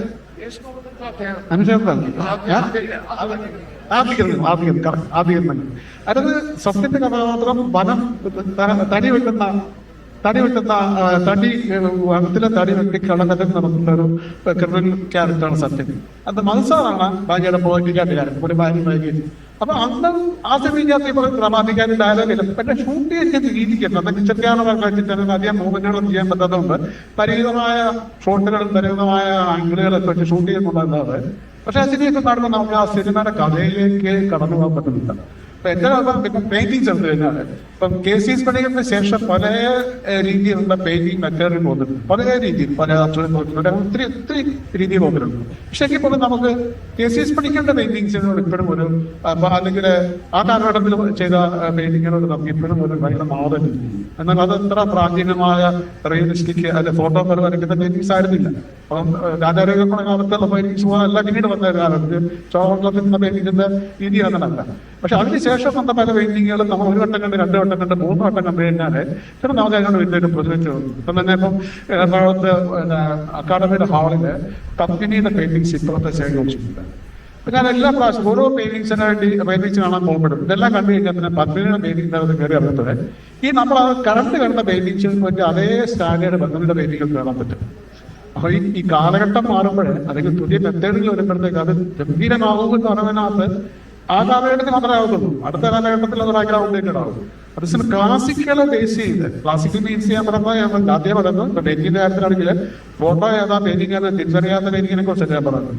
അതല്ലാത്ത ഒരു പീരീഡിലുള്ള പെയിന്റിങ് ക്ലാസിക് പെയിന്റിങ് ചെയ്യണം, ക്ലാസിക് സിനിമകള്, അതുപോലെ നോവലുകള്, ഇതൊക്കെ കാലാകാലങ്ങളിൽ മാറ്റങ്ങൾക്ക് നൈമിഷികമാണ്. 1 വർഷമോ 2 വർഷമോ 3 വർഷമോ അതിന്റെ ഒരു കാലഘട്ടമുള്ളൂ, പാട്ടിനൊക്കെ ആയപ്പോഴും. അത് കഴിഞ്ഞാൽ പിന്നീട് വരും കാലത്ത് വരുന്ന തലമുറകൾക്ക് ആസ്വദിക്കാൻ പറ്റുന്നതായിരിക്കും. അതിനായിരിക്കും നമ്മൾ ക്ലാസിക് എന്ന് പറയുന്നത്.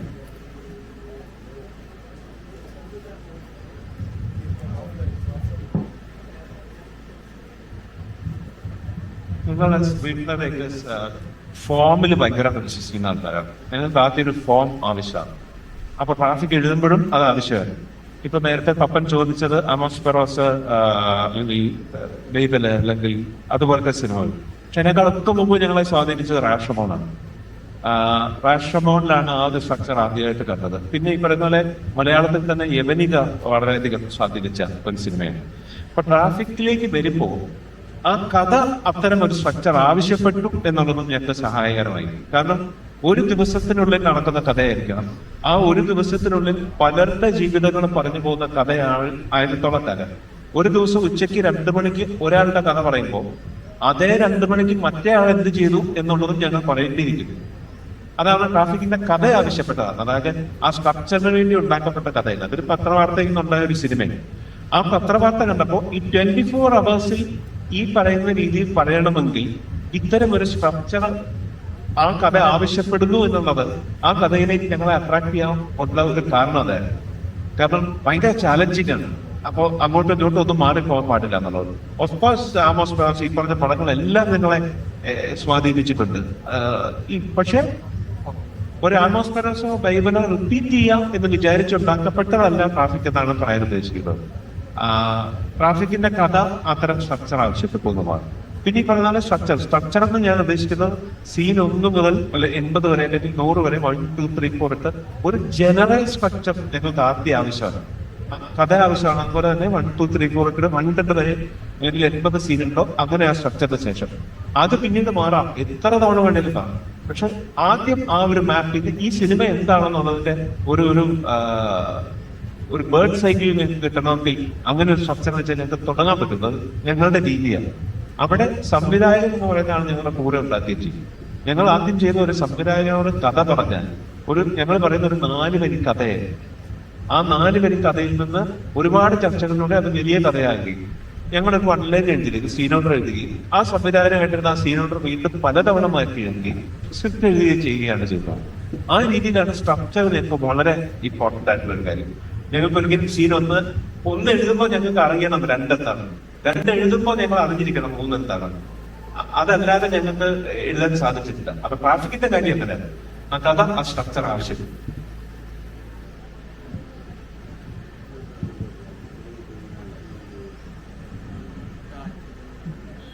ഈ മലയാള സിനിമയെ സംബന്ധിച്ചിടത്തോളം നമുക്കൊരു structure പരീക്ഷണങ്ങള്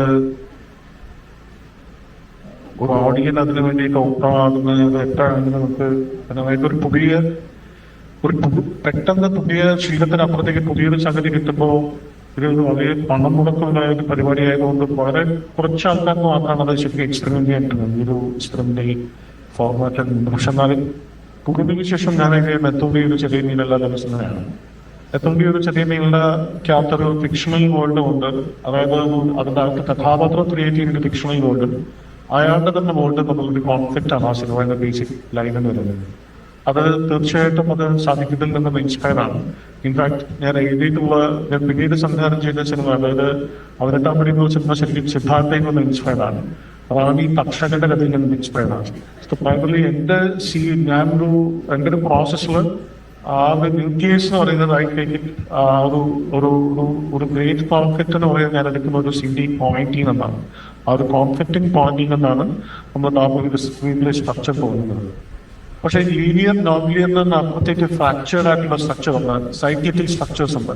so it's lot many things which Malayalam ഇതുവരെ ചെയ്തിട്ടില്ലാത്ത തരത്തിലുള്ള ഒരുപാട് തരത്തിലുള്ള സ്ട്രക്ചേഴ്സ് ഉണ്ട്. But because of our limitations നമ്മുടേതായ ലിമിറ്റേഷൻസ് ഉണ്ട്. ഫോർ എക്സാമ്പിൾ ഇപ്പോൾ താർക്കോവ്സ്കിയുടെ സ്റ്റോക്കർ എന്ന് പറയുന്ന സിനിമ ഒരു സയൻസ് ഫിക്ഷൻ മെറ്റാഫിസിക്കൽ ആയിട്ടുള്ള ഒരു നെഗറ്റേഷനാണ്. അത് നൊസ്റ്റാൾജിയ എന്ന് പറയുന്നതും ചിതറിക്കിടക്കുന്ന ഓർമ്മത്തുണ്ടുകൾ കൊണ്ട് ഉണ്ടാക്കിയിരിക്കുന്ന ഡ്രീംസ് എന്ന് പറയുന്നത് വളരെ ഒരു പ്രത്യേകിച്ചൊരു കഥയോ കഥാരീതിയോ ഒന്നും ഉണ്ടാവില്ല. സോ പ്രൈമറിലി പലയിടത്തായി കിടക്കുന്ന മെമ്മറീസിനെ നമ്മൾ സ്റ്റിച്ച് ചെയ്തിട്ട് അതൊരു സിനിമാറ്റിക് എക്സ്പീരിയൻസ് ആക്കി. അതാണ് ശരിക്കും സിനിമ എന്ന് പറയുന്ന ഒരു ലാംഗ്വേജിൽ നമുക്ക് അങ്ങനെ ഒരു ആബ്സ്ട്രാക്റ്റും കൂടെ. കഥ എന്ന് പറയുന്നത് എഗെയിൻ നമ്മൾ മൂവിങ് ബാക്ക് ടു ദ സാഹിത്യം ഓഫ് ഇറ്റ്.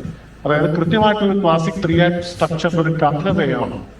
ഒരു വരിയിൽ പറയാവുന്ന കഥ, അല്ലെങ്കിൽ നമുക്കൊരു എന്ന് പറയുന്നതിന് കഥാപാത്രങ്ങൾ ഉണ്ടാക്കുന്ന സാധനത്തിനപ്പുറം cinema is an art which actually gives an experience. അതാണ് യഥാർത്ഥത്തിൽ അങ്ങനെയാണ് ആർട്ടിനെ എല്ലാവരും ബേസിക്കലി ഒരു ക്ലാസിക്കൽ ഫോമായിട്ട് ചെയ്യുന്നത്. പക്ഷെ ഇപ്പൊ ഇപ്പൊ ഏറ്റവും ലേറ്റസ്റ്റ് ആയിട്ട് നമ്മൾ ആലോചിച്ചാൽ ഓട്ടോറിക്ഷക്കാരന്റെ മകളുടെ പക്ഷെ നമ്മളിപ്പോൾ എത്തി നിൽക്കുന്ന ആളായിരുന്നു ആടുജീവിതം എന്നുള്ള സിനിമയിലാണ്. Aadujeevitham is basically an adaptation from the most widely read literature piece. നമ്മൾ അതവിടെ പറഞ്ഞില്ലെങ്കിൽ അതൊരു തെറ്റാകും. ആടുജീവിതം എന്ന സിനിമയാണ് ഇപ്പോൾ കഴിഞ്ഞ വർഷം ഏറ്റവും കൂടുതൽ സംസ്ഥാന അവാർഡുകൾ എഴുത്തിനും സംവിധാനത്തിനും അഭിനയത്തിനും അതിന്റെ ടെക്നിക്കൽ വശങ്ങൾക്കും കിട്ടിയത്. ഇവിടെ ഉണ്ടാകേണ്ട ഒരാൾ ശരിക്കും ലിസ്റ്റ് ചെയ്യുന്നത്. കാരണം തന്മാത്ര എന്ന സിനിമ അതുണ്ടായതും നമുക്ക് ഏറ്റവും ആദരണീയനായ ശ്രീ പത്മനാഭന്റെ ഉപമ എന്നുള്ള കഥയുടെ ഒരു എലമെന്റ് എടുത്തുകൊണ്ടാണ് അദ്ദേഹം ആ മുഴുവൻ സിനിമയും സ്ട്രക്ചർ ചെയ്തിരിക്കുന്നത്, അല്ലെങ്കിൽ അത് ഉണ്ടാക്കിയിരിക്കുന്നത്. അതുപോലെ ശ്യാമപ്രസാദ് അദ്ദേഹത്തിന്റെ മിക്കവാറും സൃഷ്ടികളെല്ലാം തന്നെ അതിന്റെ സാക്ഷി മുതൽ അദ്ദേഹത്തിന്റെ ഏറ്റവും അവസാനം ചിത്രീകരിക്കുന്നതും എല്ലാം തന്നെ പ്രിമൈസ് ഫ്രം ലിറ്ററേച്ചർ. അപ്പോൾ basically it is A very personal choice. ഒരാളെ സംബന്ധിച്ചിടത്തോളം ലിറ്ററേച്ചറിൽ നിന്നാണോ, പാട്ടിൽ നിന്നാണോ, ചിത്രത്തിൽ നിന്നാണോ, ഏതിൽ നിന്നാണ് സിനിമയ്ക്ക് ഒരു ഇൻസ്പിറേഷൻ ഉണ്ടാക്കുന്നുള്ളത് ഈ ചർച്ചയുടെ ഭാഗമാകാൻ കഴിഞ്ഞത് എനിക്ക് തോന്നുന്നു ഇതൊരു വൈകിട്ട് ടൈമാണ്. ഒരു last but not least parting note എന്ന് പറയുന്നത്, നമുക്ക് ഇനി അങ്ങോട്ടുള്ള കാലം ഈ വളരെ വളരെ ഇൻട്രസ്റ്റിംഗ് ആയിട്ടുള്ള ഓഡിയന്, അത് വളരെ ഇൻട്രസ്റ്റിംഗ് ആയിട്ട് എഡ്യൂക്കേറ്റഡ് ആയിട്ടുള്ള ഒരു വിരൽത്തുമ്പിൽ എന്തും ആക്സസ് ചെയ്യാൻ പറ്റുന്ന ഒരു ഓഡിയനെയാണ് നമ്മൾ അഡ്രസ് ചെയ്യുന്നത്. Gone are the days when the filmmakers are more intelligent, filmmakers are more privileged എന്നുള്ളതിനപ്പുറത്തേക്ക് മോർ പ്രിവിലേജ്ഡ് ആയിട്ടുള്ള, മോർ ടാലന്റഡ് ആയിട്ടുള്ള, മോർ ബോധവൽക്കരിക്കപ്പെട്ട ഒരു ഓഡിയന് മുന്നിൽ അവന്റെ ഒരു കലാസൃഷ്ടി കൊണ്ട് സാർ ഇത് കാണണം എന്ന് അപേക്ഷിക്കുന്ന തരത്തിൽ കലാകാരന്മാർ വേദിയിൽ നിന്ന് സദസ്സിലേക്കും സദസ്സിലിരിക്കുന്ന ഒരു വേദിയിലേക്ക് മാറുന്ന ഒരു കാലത്തിലാണ് ജീവിക്കുന്നത് പറഞ്ഞുകൊണ്ട് നന്ദി. ഇത്രയും ഗൗരവമുള്ള ഒരു ചർച്ച ആയതുകൊണ്ട് ഒരു തമാശ പറഞ്ഞ് അവസാനിപ്പിക്കാതെ വിചാരിക്കാൻ, അത് ശങ്കർ പറഞ്ഞൊരു വാചകത്തിൽ നിന്ന് അനുഭവിക്കുന്നത്, ഈ നമ്മൾ സ്ട്രക്ചർ വെച്ച് പരീക്ഷിക്കാം, നമുക്ക് എന്തും ചെയ്യാം, പക്ഷെ ഇതിന് പൈസ മുടക്കുന്ന ഒരു വ്യക്തിയുണ്ട് അല്ലെ. അപ്പോ ട്രാഫിക് എന്ന് പറയുന്ന സിനിമ പ്രൊഡ്യൂസ് ചെയ്തത് ലിസ്റ്റിൻ സ്റ്റീക്കറാണ്. ലിസ്റ്റിന് അന്ന് 22 വയസ്സാണ് പ്രായം. അപ്പൊ ഈ സിനിമ എല്ലാം ഓക്കെ ആയി റിലീസിന് അന്ന് രാവിലെ എഴുന്നേറ്റപ്പോ എനിക്കൊരു വല്ലാത്ത ടെൻഷൻ തോന്നുകയാണ്. ഇത് ജനത്തിന് മനസ്സിലാകുമോ എന്ന്, ഈ സിനിമ മനസ്സിലാകുമോ എന്നുള്ളത് ഭയങ്കര ടെൻഷനായിട്ട് ഞാൻ ലിസ്റ്റിനെ വിളിക്കുകയാണ്. ലിസ്റ്റിനെ വിളിച്ചിട്ട് ചോദിച്ചു, ലിസ്റ്റിൻ എനിക്കൊരു സംശയമുണ്ട്, ഇത് ഓഡിയൻസിന് മനസ്സിലാവും. അപ്പൊ ലിസ്റ്റിന്റെ മറുപടി ഇതായിരുന്നു, റിലീസ് ദിവസം പൈസ മുടക്കിയ പ്രൊഡ്യൂസറിനോട് തിരക്കഥാകത്ത് ചോദിക്കേണ്ട ചോദ്യം തന്നെ ഉണ്ടായിരുന്നു. അപ്പൊ അതും പ്രധാനമാണ്. എനിക്കൊന്ന് ഈ ചർച്ച നമുക്ക് ഇവിടെ പൂർണ്ണമാക്കാൻ തോന്നുന്നു. ഒരു കാര്യം മാത്രം പറഞ്ഞിട്ട്, ഞാൻ ഈ അടുത്ത ഒരു പ്രശസ്ത തിരക്കഥ അധ്യാപകൻ, അദ്ദേഹം തിരക്കഥാകൃത്ത് കൂടിയാണ്, ടോണി നസാറസ് പറഞ്ഞൊരു വാദമുണ്ട്. അദ്ദേഹം പറയുന്നത് ഈ ഡ്രൈവ് തരിശായി പോകുന്ന സമയങ്ങളിൽ, അല്ലെങ്കിൽ മനസ്സ് തരിശായി പോകുന്ന സമയങ്ങളിൽ അദ്ദേഹം പരീക്ഷിച്ച ഒരു ടെക്നിക്കുണ്ട്. കഴിഞ്ഞ എത്രയോ കാലമായിട്ടുള്ള ഓൾ ടൈം ഗ്രോസേഴ്സ്, മണി ഗ്രോസേഴ്സ് ആയിട്ടുള്ള 10 സിനിമകളുടെ ട്രെയിലേഴ്സ് എടുക്കുക.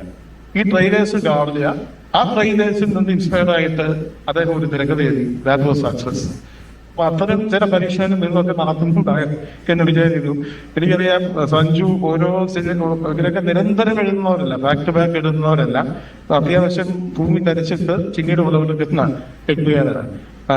സഞ്ജു പറഞ്ഞിട്ടുണ്ട്, ഓരോന്നിന്റെ ഇടയ്ക്ക് ഓരോ എഴുതുമ്പോൾ പോലും ചിലപ്പോൾ പുസ്തകങ്ങൾ തിരഞ്ഞു നോക്കും, ചില സിനിമകളിലാണ് എന്നൊക്കെ പറഞ്ഞിട്ടുണ്ട്. അപ്പൊ അത്തരം ഇൻസ്പിറേഷൻസ് നിങ്ങൾ എന്നെ അനുഗ്രഹിക്കട്ടെ എന്ന് ആശംസിച്ചുകൊണ്ട് ഇത് ഉപസംസ്കരിക്കുന്നു.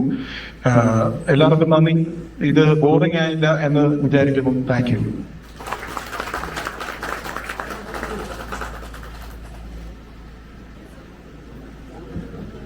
നല്ലൊരു സെഷൻ സമ്മാനിച്ചതിന് വളരെയധികം നന്ദി. വിശിഷ്ടാതിഥികളെ ആദരിക്കാനും അവർക്ക് നമ്മുടെ സ്നേഹോപകാരം സമ്മാനിക്കാനുമായി ശ്രീമതി ജ്യോതിർമയി ശങ്കറിനെ സ്നേഹത്തോടെ ക്ഷണിക്കുന്നു. ശ്രീ മധുപാൽ,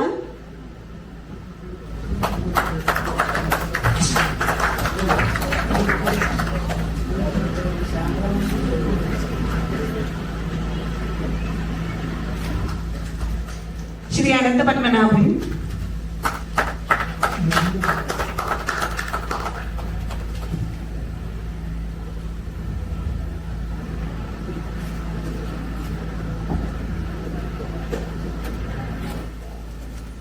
ശ്രീ ശങ്കർ രാമകൃഷ്ണൻ,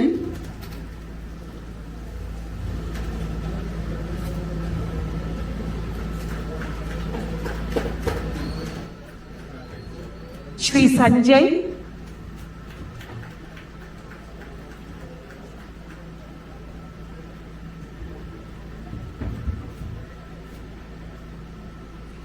ശ്രീ ബാബു ജനാർദ്ദനൻ,